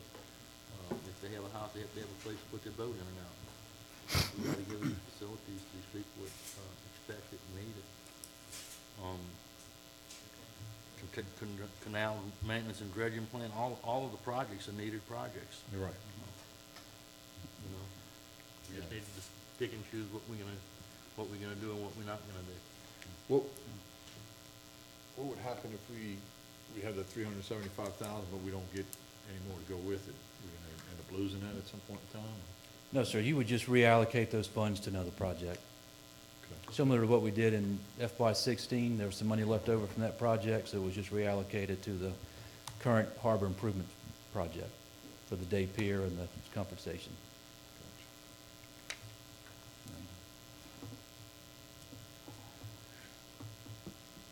Mr. Smith? This is tough. It is tough. This is really tough.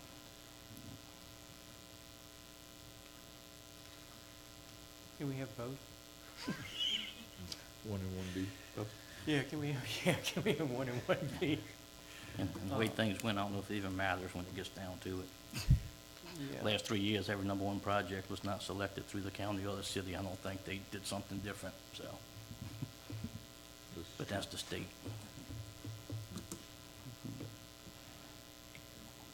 Sue? Yeah, I think we're still a year or so out for the need for Pier 5, honestly, I think. I think we still need to fix the harbor. Harbor's still not fixed. I don't know what we're doing, we spend a lot of money, but it's still rocking and rolling. It's better. But we need to plug them holes, or figure out what we're gonna do there. So I don't mind going with the boat launch as number one priority right now, and come back next year. And we've got to go make some money. I mean, that's what we're doing, the economic assessment for that, right? Right, the permitting, preliminary engineering and permitting, right. Yep. So I think that money should be spent on something like that. So it'll be going to do boat launched in the harbor pier. That's what I'd like to see. No, but Well, I'm gonna stick with the pier expansion. I'd like to see more revenues coming into the city. This is a perfect way to do it. People are screaming for these larger boats and access, you know, give them a bigger pier to fish off also. It's kind of like a win-win situation, increase the parking downtown. Everybody's always talking about how the parking is very extremely crowded. This would go with the plan, you know, to increase, you know, more people coming downtown, spending more money, collecting more sales tax. Also, I know that the county is still talking about doing something on their own for that boat launch. I mean, I've heard it several times. We might want to get with them and find out what their intentions are. Yeah, as I recall though, Mr. DeSalvo does have a point. I mean, it has been promised since the last council that something be done in Ward 6. And I think it needs to be done. I think something needs to be done for that ward. How much revenue would that gain for the city? But it's still about giving amenities back as well. Right. You know, we can look at our sales tax revenue.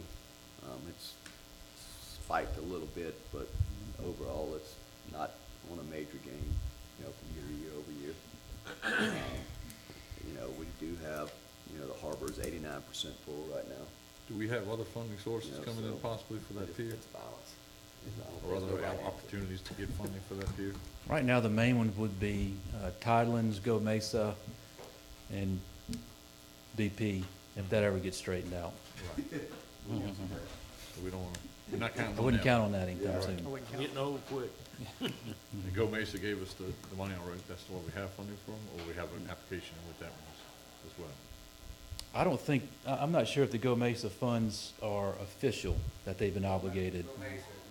It's not clear what's gonna be able to be spent on it, or anything right now. Talking with some of the officials with the county and all, depends on what it can be used for. They might be able to help out with the pier. If not, they might be able to rearrange some of the budget around so they can help out in other ways. But I don't think it's been set up by the governor yet exactly what it can be set, you know, spent on. All right. So again, we're trying to decide one or two between Harbor and Ward 6 boat launch. But again, there's no guarantees either one of them will get approved, or any That's of right. it's gonna get approved as far as. Well, Jason, we already got money expended into this Impact. Pier 5. Aren't y'all working on some plans now? Yes, so what's been approved is the preliminary engineering and permitting phase for Pier 5. And once we get, the way it works, the Tidelands grant was not for the full amount.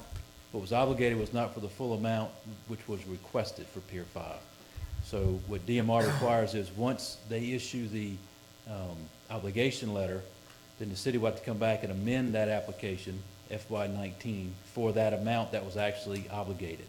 So we're waiting on that letter from DMR right now so we can amend the project to cover that amount that was actually obligated. So it's kind of a waiting game until we get the authorization from DMR. But it has been approved for Pier 5.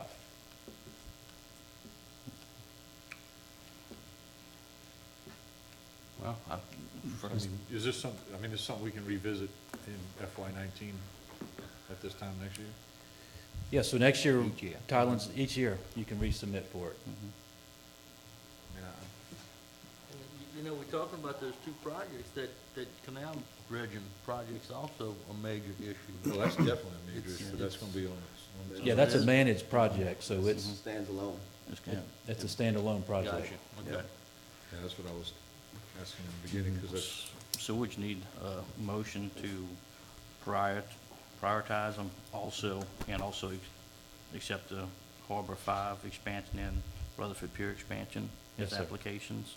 So a motion to categorize them, prioritize them, and also accept the two bottom ones, 'cause we haven't even accepted those yet, correct? Right, that's right. Okay. For us to submit the applications, we need to know what the priority is, and then Okay. if the council approves to submit the Pier 5 and parking application and Rutherford Pier expansion application. Okay. so we have a motion. I'll make a motion that we, take Ward 6, Bilateral boat launch as priority 1. Priority 2 would be what, Harbor Pier, 5 in parking, and priority 3, Rutherford Pier extension. And also give Kenichi Engineering permission to go ahead and file the Tylen's applications on the Harbor Pier 5 and Rutherford Pier extension. That'd be my motion. Second. Our motion, Mr. DeSalvo, second, Mr. Seal. Any further discussion from the council? I vote the motion. That motion passes 6-0. All right, what else do we have, Mr. Kenichi? Okay, thank you. We'll get those completed, and then,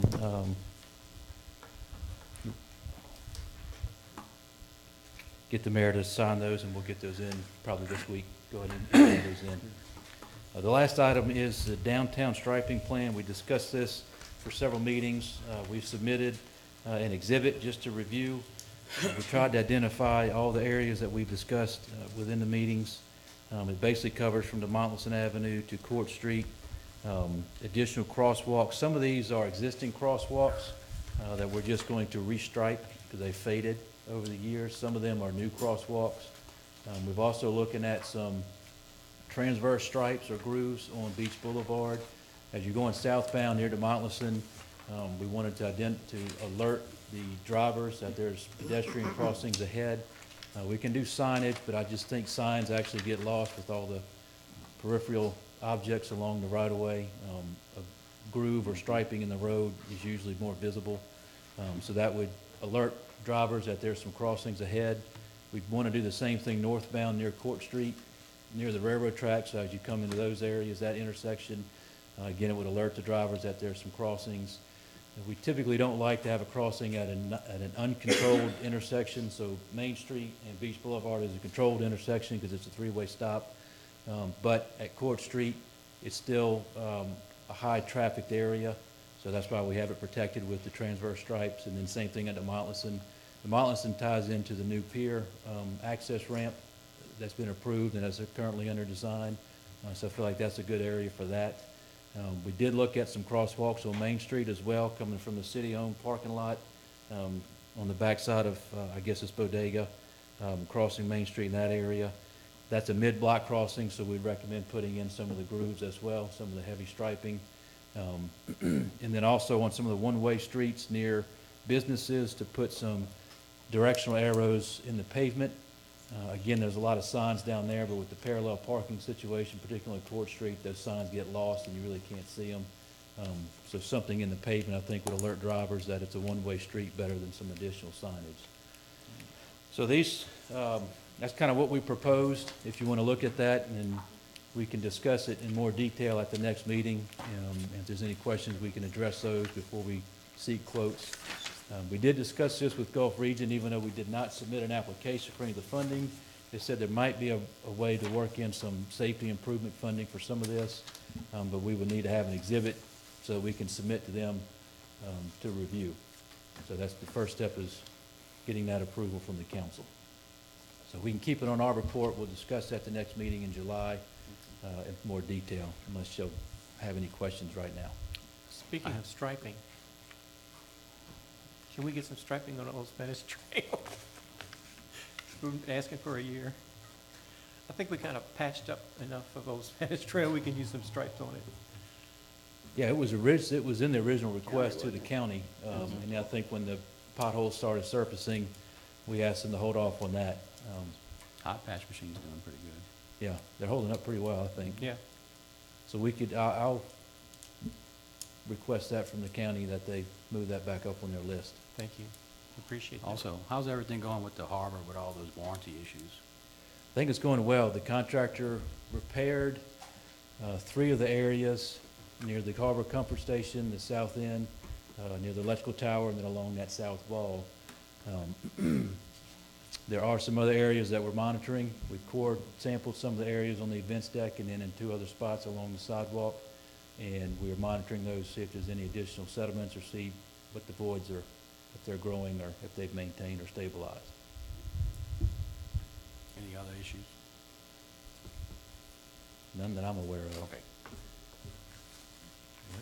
Jason, one more thing. I had a question. It was brought to my attention that there was a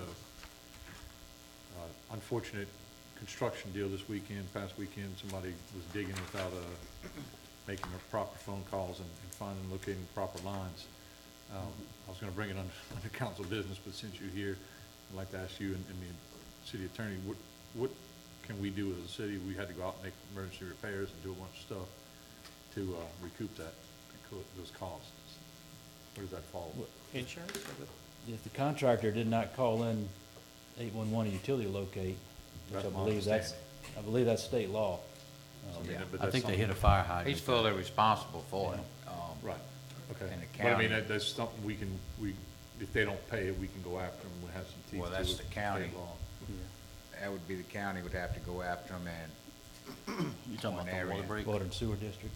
Yeah, that was actually on water and sewer district, not the city utilities, but, anytime you don't give the locate, you're responsible for it. Yep. Yeah, the contractor's responsible. He wasn't actually digging, he just ran over the fire hydrant with a bulldozer. Do they have a permit to operate? I don't know if they had a permit to clear or not, to be honest, that's something, but the water and sewer district gonna have to handle that with the contractor, and I don't think he had, really needed it, so he'll have to pay for it, All right, good. so, yeah. So Hancock Water and Sewer is gonna ask them to pay for that? What about any interruption of people's businesses and things like that? How's that No. work?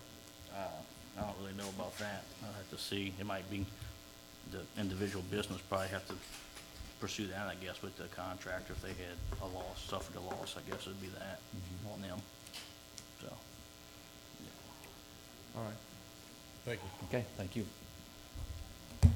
Thank you. All right, next we have the council business. We move the commissions to the beginning, discuss proclamations to declare emergencies.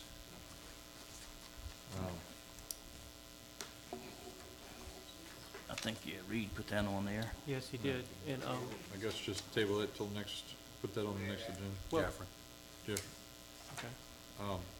We put that on the next agenda, Lisa. Golf court ordinance fee schedule, we discussed that in the workshop, and Yeah, we can act on that, yeah. can we act on that, or do we have to have something in I writing? thought we was waiting for, If there's We're something waiting to drafted? have we're gonna draft up the Draft. Okay. amendments That's what I to thought. bring it for the next council meeting. All right, and the street sweeper, we already acted on that, on the financing bid. And need to schedule a workshop for city insurance, and we obviously need to schedule another budget workshop too, coming up some point in time soon. Keep that ball rolling, so.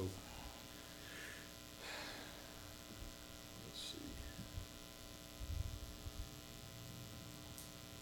When do y'all wanna look at, do you wanna have a workshop for city insurance, or do we wanna just have it as an agenda item and have Mr. Rossetti come and explain some stuff to us? I think he wanted to kinda do it in a workshop, so it'd be a little more question and answer session. Or do we want to bid insurance this year? I think that would be a good reason to workshop it, so we can figure that out. And he had called to discuss this, and he said he'd given it to some other government entities or boards, just informational purposes, say what type of insurance do we have, what does it cover, Right. to give y'all a good broad overview so that you know what types of insurance we have and what do they do. Okay. Well, More let's- like a training or a training session, question and answer session, that type of thing. And then, of course, if y'all decide to do something else, that's totally your call. Let's do it in a workshop, and then we can discuss, see what we've got, and discuss the options, once we find out more about what we have, and if we have any other needs that are not being addressed at this time, or where we're heading with it. So, we've got, obviously, the July 11th meeting coming up. Do we want to schedule anything? I know we don't want to do it the week of 4th of July, because that's on Wednesday, and a lot of people probably in and out of town. I'm going most of next week, but we can have one, or we can do it on the 10th, excuse me, I keep saying the 11th, it's the 10th of July at that meeting. We can do that before the meeting, and then we can do a budget workshop on the 17th, and then next council meeting on the 24th. Is that okay with that? I'm good with that. All right, so we're gonna put the insurance workshop on the 10th before the council meeting, and let's schedule a budget workshop for the 17th at 5:30. Is that better for you, Doug? Yes, please, Yeah. thank you. 5:30, 17th. And then I'll set a normal meeting on the 24th. If we need to do anything with that, we can. Please, I sent you an email, it's got the schedule for the budget, kind of an outline, if you want to throw that up there or not, but it's just a budget calendar. Okay. Okay, that's fine. Just talks about the dates and criteria we need to follow. Just, you can send it out to everybody. Council meetings for 24. All right. Insurance workshop's gonna be before that meeting, so yes, 4:30, but the next one's gonna be, on a day we don't have a meeting, so we'll do it at 5:30. So we don't want to have any budget workshops before July 17th. What's your recommendation? Right now. Okay. I think Sissy's saying we need to do something. I like more because, Maybe we can try, we can schedule one. because, yeah, we have to, we always have to rush towards the end. You have to adopt by September 15th. You have to have a public hearing like 10 days prior to that. You have to advertise the paper 2 weeks prior to that, blah, blah, blah. So I would hope you have something final in your brain by like August 15th. You could have one on the 12th, Thursday the 12th. And I will follow- come to any budget workshop that Follow y'all up again have. on the 17th. It's a Thursday. Yes, it's Thursday. Yeah, what? Mike's giving the state of the city that night? Yeah. Huh? That's that morning? Okay. Are y'all busy next If we- week? If we know the state of the city, then we should be able to work on the budget. Is, yeah. Yeah. Well, Budget, we know the state of the city. Next, Exactly. next week's MML. Oh, okay, you're right. Dang it. Yeah, next week is Yeah, MML. Monday. Is it Monday, Tuesday, Wednesday? I'm out and I gotta be in Houston Wednesday, Thursday, Friday. Yeah, so I'll miss MML is one Monday, day Tuesday, MML. Wednesday, 25 through 27. Gee, Monday, Tuesday, Yeah. Okay. I'm out the whole week. So, MML and then Houston. So that's what I'm saying, that the next available is 5th? July 4th week, which I think a lot of people are in and out of town and not a Right, very you good can week. you can figure So the that. following week would be the best week. I Yeah. think the 12th is gonna be our best bet, and then we'll have a follow-up Okay. meeting on the 17th. Hey, So the- it better be right the first time. How about that? So, I mean, realistically, there's no, I don't think there's gonna be a lot of big major changes. I know, but here's how we do the budget. Yeah. You remember last year Yeah. or year before? We have, so we start with a baseline budget, and then we jack it up to where everybody wants, and then we push it back down to what money we have. Well, yeah, and that's what we're at. I mean, we're not seeing any generous revenue streams this year. Yeah, revenue's flat. We can generate revenue if we want. Yes, but- we but still have to go up the hill, But and we, then come back down? well, but we have to be realistic about the revenue we generate and understand why we generate it and where's it gonna go to. Maybe You we know, won't again, have such a big hill to climb. we're down 37 people less than we had in 2005. We can't get grass cut. We can't get stuff picked up.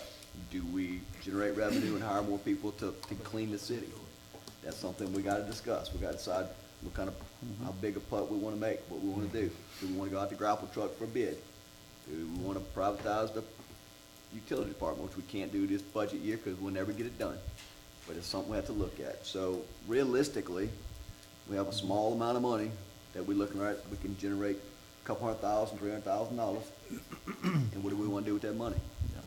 It's really not a whole lot else we can talk about. I would like to discuss the bond. We started last year for improvements for drainage and roads and everything else. I'd like to get back onto that to see if we can We just got to discuss figure out the that. money, we do some personnel budget, we have some money to move that, not move, but, again, we're continue, Bay St. Louis is the fourth most beautiful city in the United States. We above Hawaii, right? But you go out to other parts of the city, they're complaining because we're not picking up the trash, right? So there's a balance there, we gotta understand that. Well, yeah. So, I don't know where, we're not gonna climb that $3 million hill and crash because it's crazy to do that. We can say, okay, we can go up 2 mills, we can go up 1.5 mills, whatever, but understand, what we're cutting. The turnip has been bled and squeezed and squozed and whatever you wanna call it. We can stay flat, stay with the same amount of people, same budget, do the same services, get the same complaints. you know. what do Sissy, are we do? looking at any kind of surpluses anywhere? Not to my knowledge. Yeah, some payroll, that's I what mean, I'm yeah, saying, some we payroll. fund those, but we fund those spots for, those, right, right, but I mean, there's some There'll be budget, you know, some but surplus, like people, y'all's payroll report tells you can have some surplus by the end of the year, but it's not, maybe 150,000. yeah, but it's not enough Yeah. to make a project on. No. You know, those are grass cutters, or, you know, to me, that's what we need to focus on, getting back to get the city Well, nice everywhere, and how do we do that? I was gonna wait till we got to discuss it, but I agree with Mr. Seal, and I've talked to the mayor about it, is I would like to look at getting some quotes on possibly outsourcing some of Public Works or something, because, I mean, we have less people, and I mean, citywide, but I don't know how many of them. I know we asked about, Yeah, we Yeah. did grass cutting bid, which we could look at. well, I know we, talked about the grapple truck services too, I think waiting on that. I'm talking about looking at everything in that department. Yeah, I mean, if they went to work for a private company, they wouldn't pay PERS, everything else. You might get 1.25 persons Correct. for the same thing you're paying for one person now because of the benefits different. And I'm not trying to pick on nobody and make it personal, but we're not getting the job done. And, I mean, No, and you might put 10 more people and still not get the job done. We don't know. I mean, I know it's not working today. It hasn't worked in the past in a long time. And I think it's time to look at some other avenues to try to figure out how to get it done, because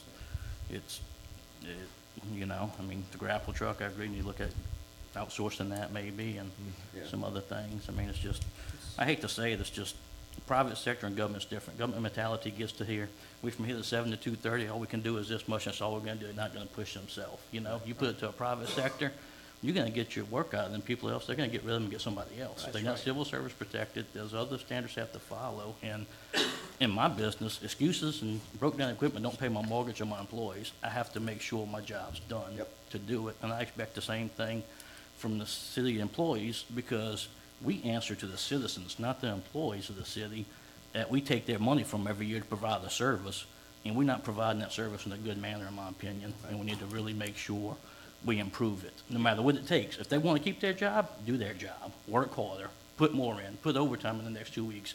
4th of July, the busiest holiday of the year besides cruising's coming up in the city, looks terrible. Right. I'm not talking just because of street sweep, I'm talking limbs everywhere. Grass hasn't been cut in my ward on the backside of the ditch all year this year in some spots. It's just horrible, and my phone blows up every day. I'm getting chewed out, you know? I That's mean, indicative of all the wards. so, It's I mean, through and it's all not the just my wards. ward, it's everybody. I think it's got Everybody. the same problem, and. But, you know, we go back to that quote, that number I threw out. Mhm. Today, we have 37 less employees than we had in 2005, with a city half the size. We have $1 million less revenue for casino than we did in 2005. That's where your money's at, and that's where you can't get stuff done. You can't, Twice the city. that's what I said, twice city, you can't increase revenues fast enough to make up that $1 million. You can't keep cutting your budget and expect to get more done. You know, and what's the answer? I do not know, but that's the pickle we're in. That's the reality. You know, and that's Mr. Salvo, someone called me, Mr. Salvo's ward about selling their house. They were gonna sell their house. People drove down the street and said, I'm not buying here. $1 million house. And it's not nobody to blame's fault. It's the total structure's fault, because we have less revenue with less people. That's why we have less people, because we have less revenue. We don't have an infinite amount of cash. So when we go to budget, we need to, what is our priority? How we're gonna fund it? And it's not a wish list, it's a gotta do it list. It's a need, it's not a wish I like. That's why I didn't say, let's go look at $1 million for Esplanade and Highland sidewalks, I love them. Yeah. It's not feasible or realistic today.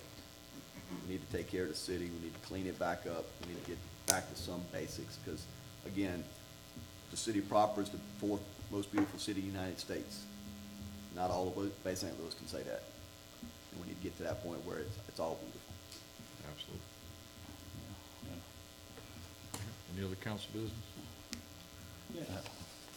Mr. Mayor, the new cases on Pontiac asked if we can't get in that street, if maybe we could put posts in the right of way on the city property to keep traffic from flowing into their property.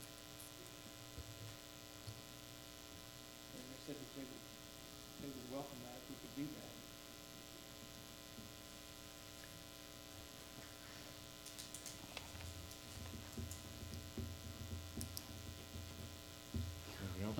I have one thing, a couple things. On St. Charles, they still got that cut in, you know, where they cut in for the sewerage. And you hit that, it's pretty hard, it needs to be hot patched, and those ditches on both sides of the street need to be cut. What about cutting the ditches and stuff? They're pretty overgrown. The ditches, those two major canals by the pump, by the well.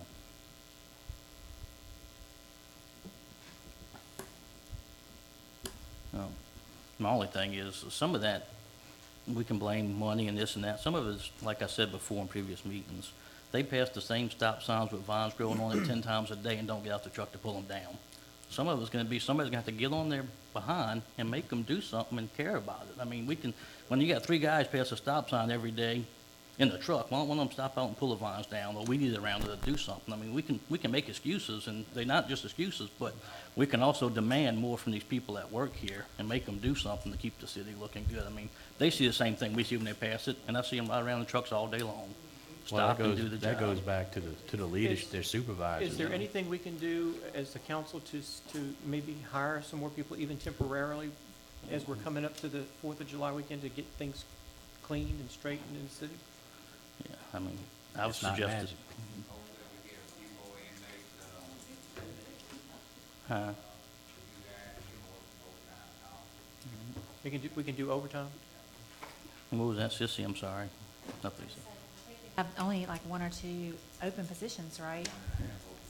Yeah. I've suggested before too, we go to temporary staffing agencies, and if we got money in the budget, you don't have filled positions, take that money and call in the temporary staffing agency and say, send me 10 people for the next 2 weeks to 4th of July. Exactly And we're gonna correct. clean this city. And Yes. if you got your regular employees, they can all man 2 or 3 and make them do their work and see it done. I mean, there's other ways to do it besides hiring full-time people. Right. You know, I mean, so, and you only pay for what you get. You might pay them 16, 17 bucks an hour, but they cover the workman's comp, the taxes, everything. All you do is write the We're about check. to have a tremendous influx of people come in for that OLG fair. I mean, a gazillion people. You know 4th how of that is July. every year. And we're gonna have to have a cleanup after that. You know, but, you know, when you talk like about the budget and everything, you know, we gotta go back, 8 or 9 months. Remember, we had that 300,000 we had to pay back to FEMA, MEMA. So those are all surprises and things. So that's why we're kinda running short on this and haven't been able to hire a full staff of people, so. Oh, yeah. Mr. Mayor. About $12,000. Tractors, last week there was 3 of them, 3 out of the 4 in the shop for a week to 10 days. We have 1 mechanic now. But, agree with It's a Mr. combination of that DeSalvo. and everything else. I do see a lot of people riding around, and there's small piles of debris that, when the truck's down, they could throw them in the back of those trucks. If they're burning gas, I see a lot of people working the tractors on their cell phones, You need to report that. I think y'all need to give them a list too in the It's their morning. own If phone. they cutting grass, how much you expect Yeah, them to it's get their cut in a own day, phone, not though. It's just not our phone. come back and. Those are air-conditioned cabs, can't they work Can't in the afford rain? cell phones. Yeah, I mean, Probably should have bought air conditioning. need to make sure they got expectations set on them. But, because I actually received a letter I'd like to submit and make it a part of the minutes from a constituent back there on Tennessee Street about the condition of their road. They still have limestone, it's dusty, they bought an expensive house. It's from Gail and Joe Mitchell. And I'd like to submit that to put them on the record, please. All right, that's good. And I know Mr. Seal's right, we do have to look at them issues, but and some of the things, me the reading probably was manual at one time, now it's electronic. There's some other things to where you may have decreased personnel, but because technology may have helped offset that also. Just need to look at the full picture, I think. Anybody else? I got some Councilman? things. Playground equipment for Old City Hall. What was that, Doug? Playground equipment for Old City Hall. Where we at on getting that fixed, Mr. Gonzalez? Mayor? Email I You sent, said you was gonna look at the POs last time. slide, hope failed. they have a slide in this week. Don't know when the seesaw got tore off. about ordering that as well. But should have the slide, swings all fixed, everything else, just getting that hooked up where it was. So the slide should be here this week? The slide is in. Slide is in, so Hope we'll to get have the it slide in. installed Yep. and swings, whatever we need can get fixed. Swings are are, fixed. swings are all done, Okay. all that, yes. And Just then- to see, somebody tore the seesaw later on after the slide, huh? Yes. The seesaw? Yeah, So we had to get one of those. They just ripped it, it's just ripped up or whatever, I don't know. It's all safe, I mean, everything's, I know we was talking about some rusty metal, jagged edges. Yeah, went and looked at that some, they had fixed a few things over there, you know, a lot of it's just the wells underneath that's, well, we send somebody out there in the wintertime and paint them up, you know, something on that order, but, I think the bad spot that was lower to the ground, they taking care of that, or gonna take care of it, but, main thing was that burning the top of it, on top of the slide where they enter onto it, that little area is still, taped off, and like I said, hopefully by the end of the week, they got the new slide in. Good. Also like to enter the minutes this petition to put a speed bump on Thomas Street. Want the speed bump installed on the, I guess, west end of Thomas, close to where the golf cart pass crosses Thomas. Yes. Okay. I got that somewhere. And I forgot to ask Jason, Highland Property, how will Mr. Favre and Mr. Chapman on resolution of the, I forgot to ask Jason when he was here. I think they were supposed to bring a little dirt, not sure if it was brought yet. Mr. Chapman, I think, is just come back in maybe with a little top on top of that. Everything else will be completed. Okay. Same thing on Mr. Highland. Piazza's corner right there and Mr. Favre's corner. Come in where some of that is washed out, where the grass didn't take it, come back and put a little top on that. Also on Esplanade in, Mr. Piazza's, there's some of that on that has washed out also, come back in there and, you know. So they're take care of working it. on that now? I mean, I forgot to I ask know Jason. he's in contact with, Maury Alley on his end and also with Pot on our end to see what we gotta do. I think one of the meetings you brought up a 2% sales tax, entertainment tax, whatever it is.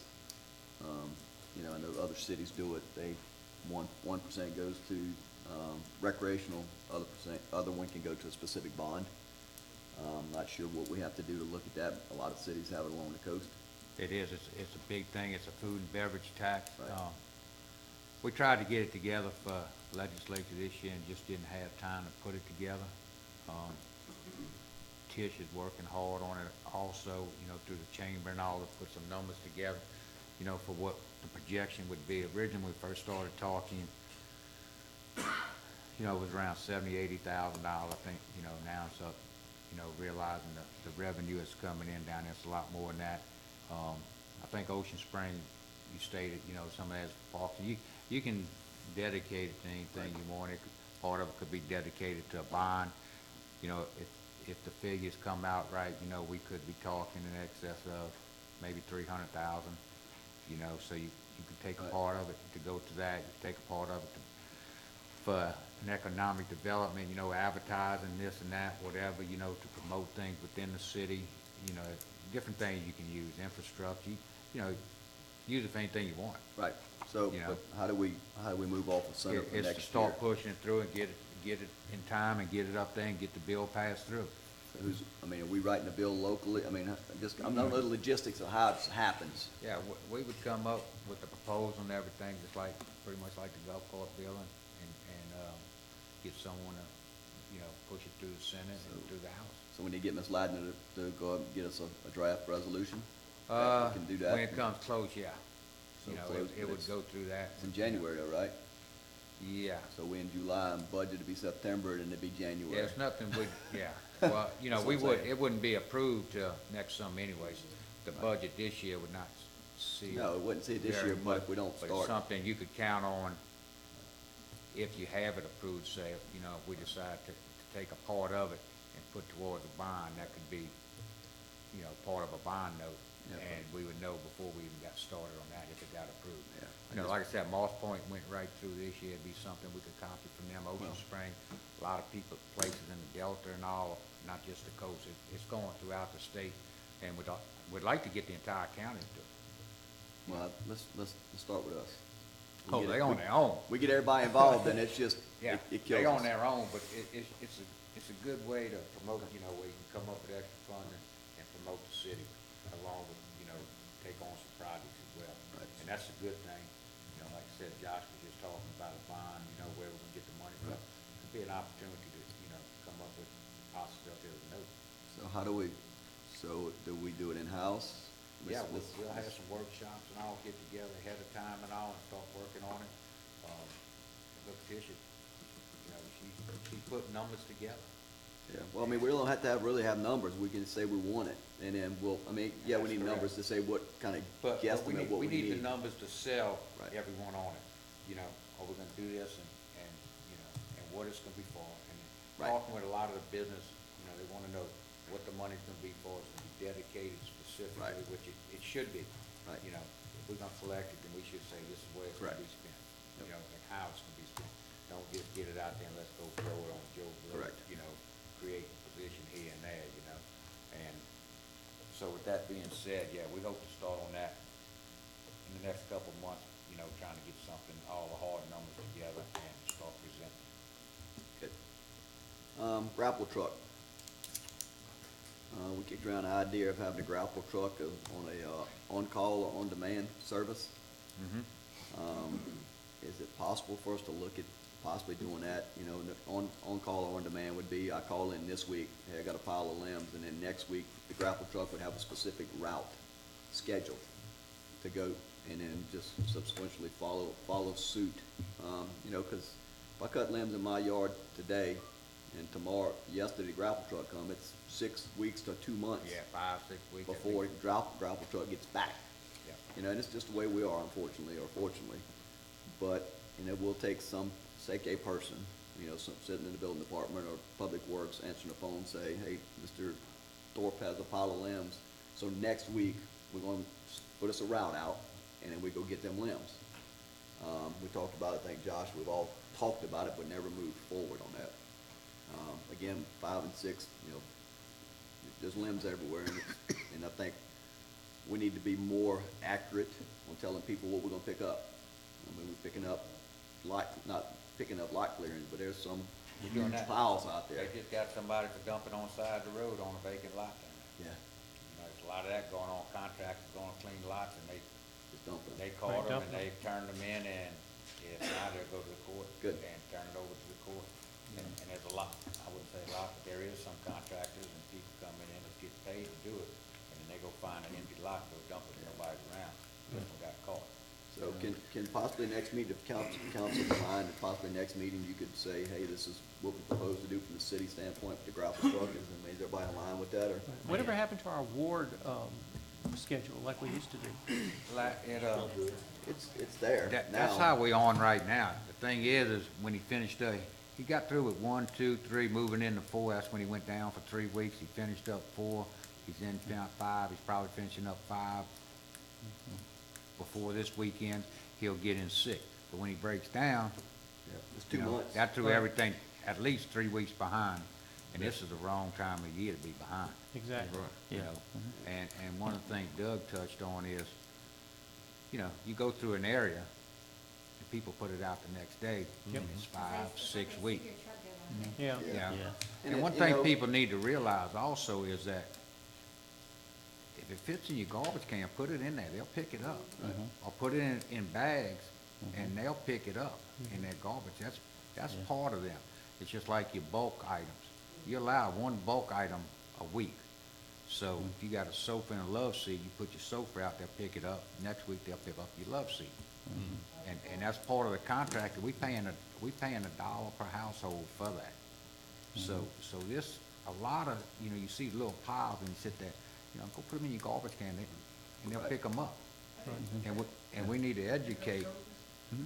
Yeah, they'll send a truck back, they'll pick up white goods. Yeah, white goods. Yeah. They'll pick white goods Yes, up sir. too. They- And they putting, they, Refrigerators, everything. Jenna is putting something together. Yeah. You gotta have the Well, freezer. and a lot of people don't know that, but, because it's not out there, but Jenna's putting a little thing together, and we're gonna send out with the utility bills and showing exactly what they pick up and all, you know, and, but yeah, they'll pick up one a week, and they'll pick up a refrigerator if you have it wet, whatever you have to do to make it legal, You have you to know, remove the Get a compressor or licensed whatever and all. person to take the refrigerant out of it, the They'll Freon. pick that And up, they have to they'll tag pick up it. one per week, per household, That's what we would you do. know. Yeah. But, and then, I mean, if we go with a scheduled route, then I know Waveland has passed, we've paid them to come help us. Yeah. You know, so if we say, hey, we got more than we can pick up this week, and we give them 10 specific addresses and say, we'll give you X dollars if you have people available to go help us to get cleaned up. But right now, we don't know what, and I'm sure we have a ton of stuff everywhere, but we don't know what we have, Yeah. right? So it takes a little while to get, I think, in a routine, but just, right now, we're not failing, it's just, I agree with Mr. Seal, but, and this, to go a step further, like he was saying, is we need to say you allow 2 yards. right. Because we don't want to send a truck out there that holds 25 yards and it's got to make 2 trips from one house because I think the way we state it now is as long as a contractor don't do it, we pick it up. So I think we need to stay 2 yards or else we're going to charge you per yard after that. If we and- get and free limit 10 it. yards, every household gets free 10 yards every month. That's if they bring it. That's if they bring it, yeah. Yeah, but if the city's keeping that log, right? No. They're supposed to keep that log, county. Well, they keep it out at the dump when we bring it out there. They keep And a log. they give a of lag bringing where it. they picking that stuff up? Yeah, they keep how many we bring out there, and they keep how many, you know, the individual brings. Yeah. You know.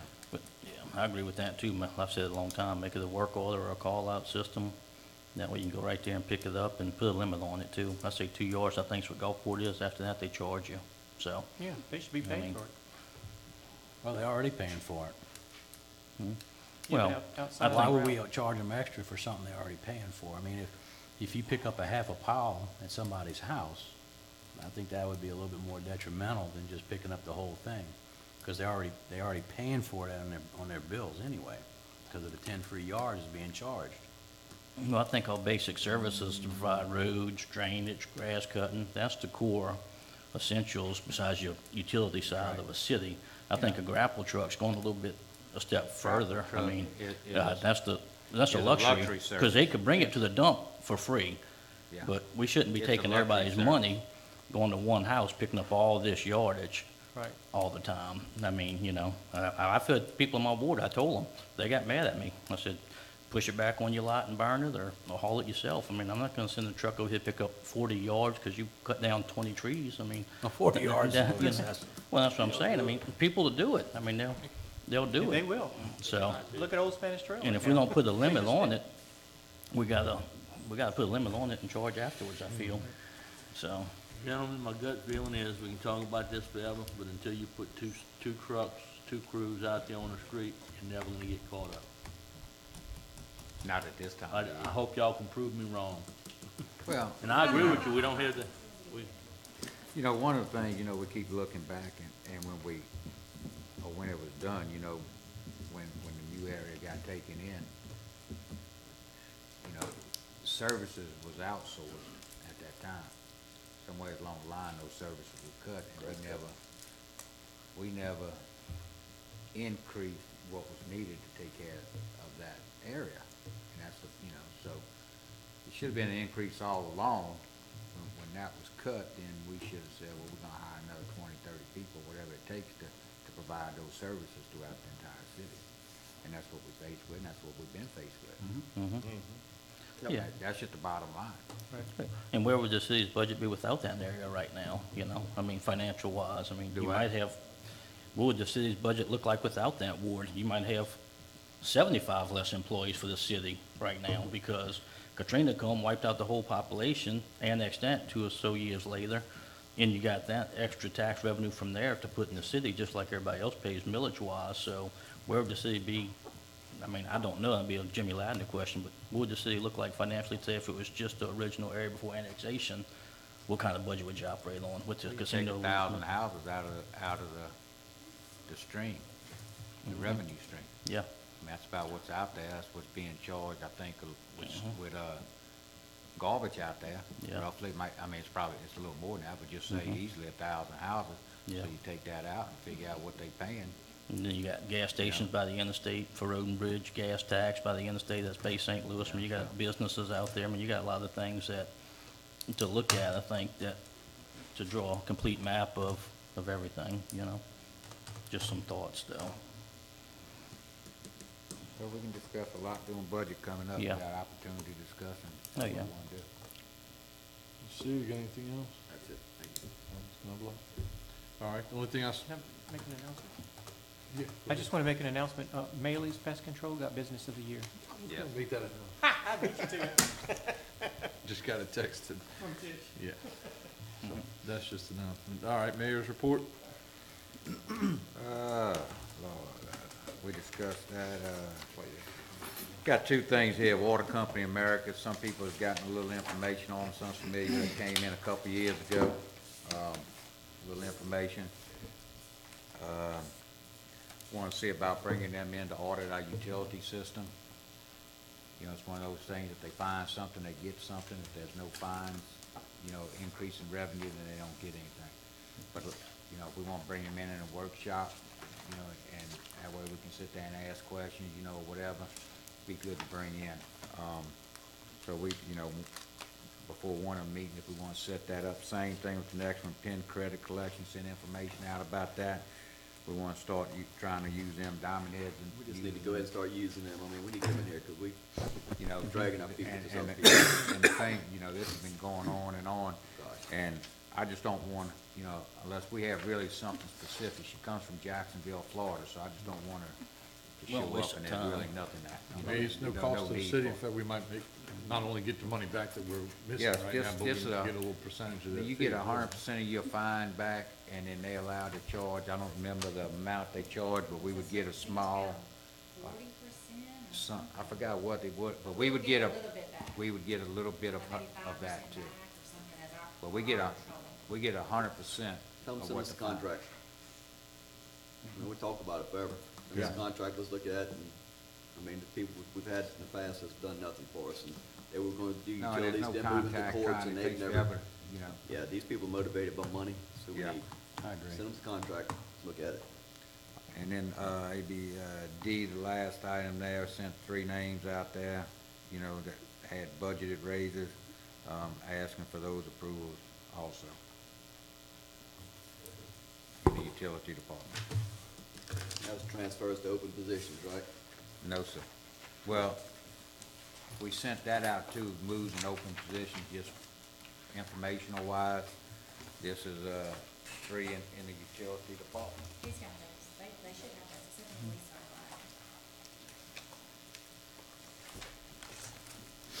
are And it's in the budget, and all 3 of these have done more training. They, taking calls, answering calls, and have stepped up.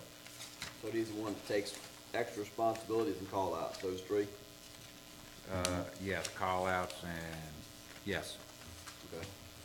all 3 in the utility department. Like I said, it was in the budget increase. So their positions were budgeted for what they're going to? Yes.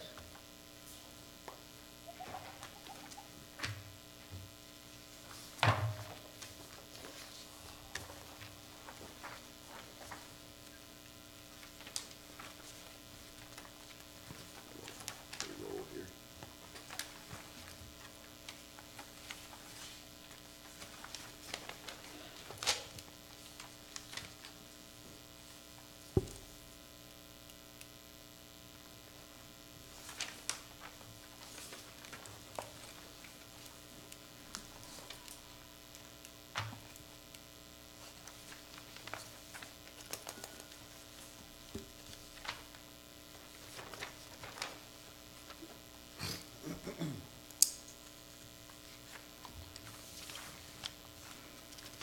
Do we have to have the payroll ordinance, like we've been doing on the other ones, to give these We would bring raises? that to the next meeting. Okay. Yeah. We just Need a motion to approve? Yeah.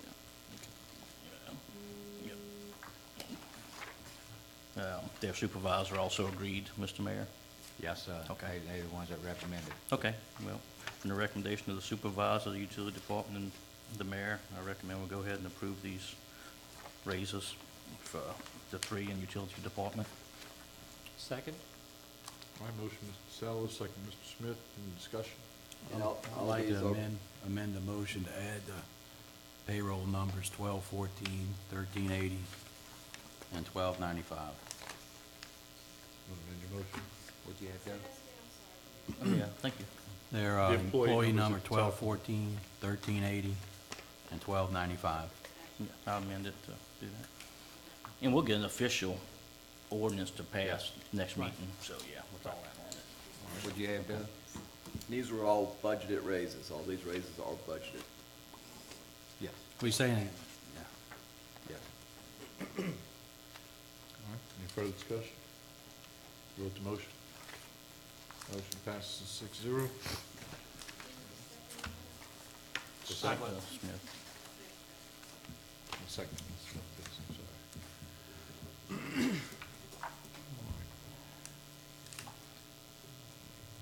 So we're gonna have, the other two, Water Company of America and Penn Credit can request contracts from them, Mayor?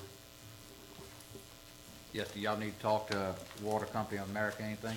Yeah, I'd like to. Yeah. Okay, let's see. They're just- local. Yes. Local rep, don't they? Yes, he used to work for Gulfport, Mike Case. Yep. Yeah, okay. See if we can have them at the next meeting. Yeah.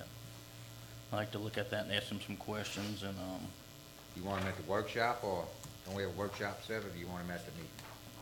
let's have a workshop probably. We have a workshop set for the 11th.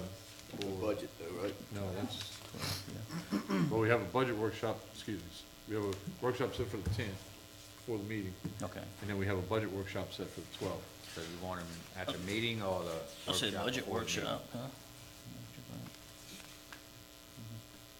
Budget workshop would be fun, why don't we see if he can come to the, budget workshop on the 12th? I'll see if he's available. If not, we can have him at the meeting then. Yeah, if he can't come. Either then one. Either Either 10th or one's the fine, we 12th. can put him on Okay. as a guest. We'll have- Can we get their, information packet? They had one before, but I don't know. Can we, get ahead of Yeah, time so we this can read is it? just Yeah. Yeah, he little sent something, us, it's not a whole lot. he sent us something, and I forwarded it to Heather. Yeah. So I can forward that to the whole council. And Waveland used somebody that they paid, so I mean, there's another option if you don't want to give percentage, you just want to pay somebody a fee to do an audit and look at everything, you know your cost going into it, and I think there's another option that way at Waveland used. I think they went real detailed, because they monitored all their lift stations to try to find out where their infiltration was coming from, Yeah. and a bunch of other things when they did theirs, so. Well, the thing with this is Yeah. that, you know, So, if nothing is found, then there's no cost. yeah. I know y'all discussed it a few years back, I just don't remember all the details, I was just in the audience. Yeah, we felt like we had did an audit ourselves. That's when we went back and charged the, apartment complexes That was per- all at the same time. per yeah. uses. Yeah. Trying to wrap those up, and I don't think we could have missed some stuff, but we did. Yeah, 'cause I think when you get to somebody like them doing an audit, they could pretty much have calculations on how much a household should be using with X amount of people in it per day, and they can look at it and tell if your meters aren't right or something's wrong, you know, they get a lot more detail than we can, so. Yeah, we don't have the resources to go through and do what they would do. They'll cross over references from the tax office and everything else, and, you know, they'll go through and they'll see X amount of house, figure up, you know, what should be there. No, did they charge, like if we had an increase in rates, did they get 50% increase of rates, or did they just get what they found? What they found. Okay. And, yeah, the account that they find, like say if they find, you know, Miss Smith was not getting charged, da-da-da, they'll get her increase of revenue for, I think it was, he said 36 months? Something like, yeah, I Yeah. don't remember the exact number. I'd have to look at 50%, it. I think they said. Yeah. But like I said at that time too, if you're not collecting now, 50% of something is better than 100% of nothing, in my book. Yeah, yeah, So. absolutely. Ideally, wouldn't find anything. Yeah. That's wishful That thinking. would be nice. All right, Mr. Mayor, anything else? Just MML, not sure when everybody's going, classes, whatever we're taking, but, you know, starting, and there's a few things Sunday, I don't know if you got any emails I sent out, what's going on Sunday, you know, so. I don't think I got that. Speaking of MML though, council budget, we're kind of over in that category. Do we need to amend that soon, or when do we need to amend that? Yes, you need to amend it soon. I know still looking at my profit and loss, expense and revenue, I'm sorry. Yeah, I'm gonna bring you some, hopefully I can get them done by July 10th meeting. I'll bring y'all budget amendments of some of those categories, because even though we adopt our budget in the major category level, 500, 600, Yeah. on, you're not over in the major category, but you are over in your line item, so Yeah. I'll okay. bring y'all something to get those back adjusted right. Okay, thank you. All right. Any attorney's report? Thank you for filling in again, being here, we appreciate it. Public forum. We have, two people signed up, Ms. Rachel Ramsey. No, okay, and Ms. Kathleen Monty.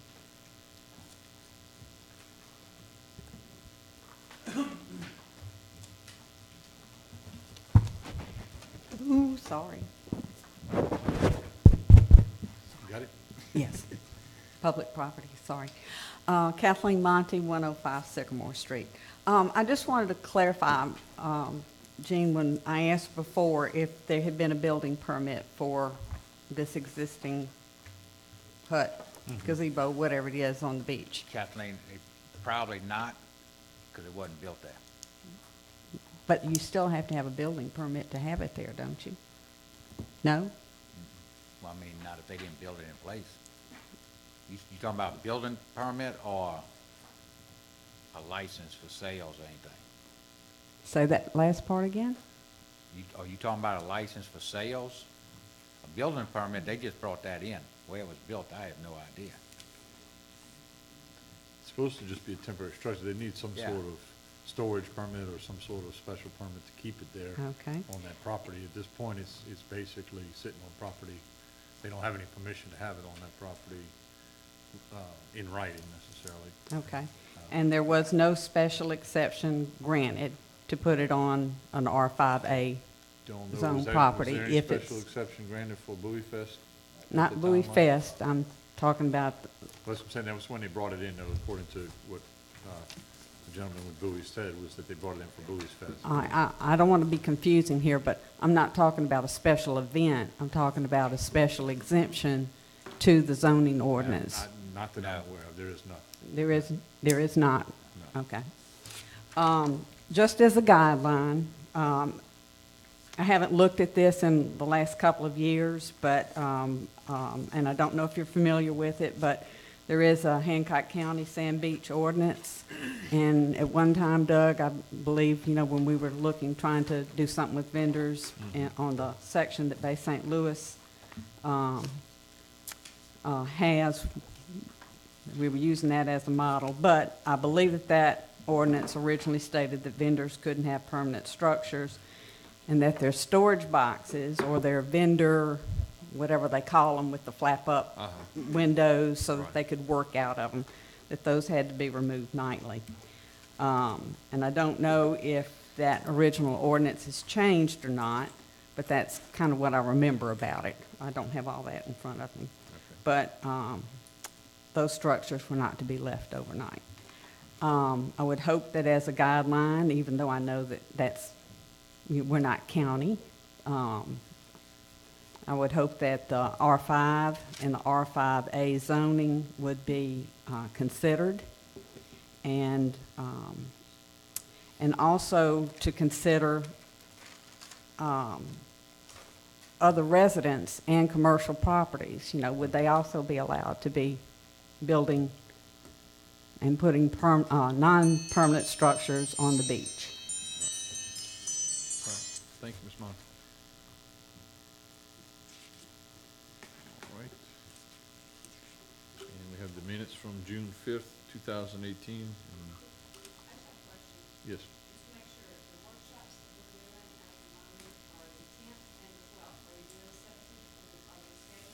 Yes. Yeah, so we have two budget workshops, one on the 12th and one on the 17th. And the insurance one is before the meeting on the 10th.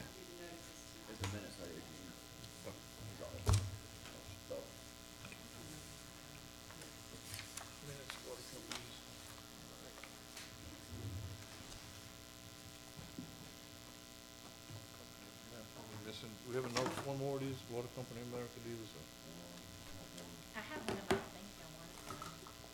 Josh, you need No, one? you don't want to give one? You want one? Overnight. I didn't know I was gonna have to bring it, so. Here, I'll give y'all mine. I think this is usual. You're not getting my notes though.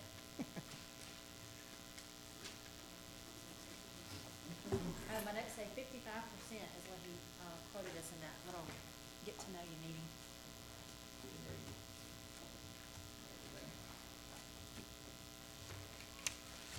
All right, so we have a motion to approve the minutes of June 5th and June 12th. That's corrected. As corrected. Motion by Mr. Seal, Second. second by Mr. DeSalvo. Yeah, my mic wasn't on, I'm sorry. All right. Second. Any further discussion? Vote to motion. Motion passed 6-0. We don't have any need for executive session this evening. That I'm aware of. All right. Just need a motion to adjourn. Motion. Motion by Mr. Salvo to adjourn, seconded by Mr. Smith. Any discussion? You want to stick around for another 10 minutes, just in case? Vote the motion. Motion to adjourn, pass 6-0. Thank you. That's all. Thank you all for coming tonight.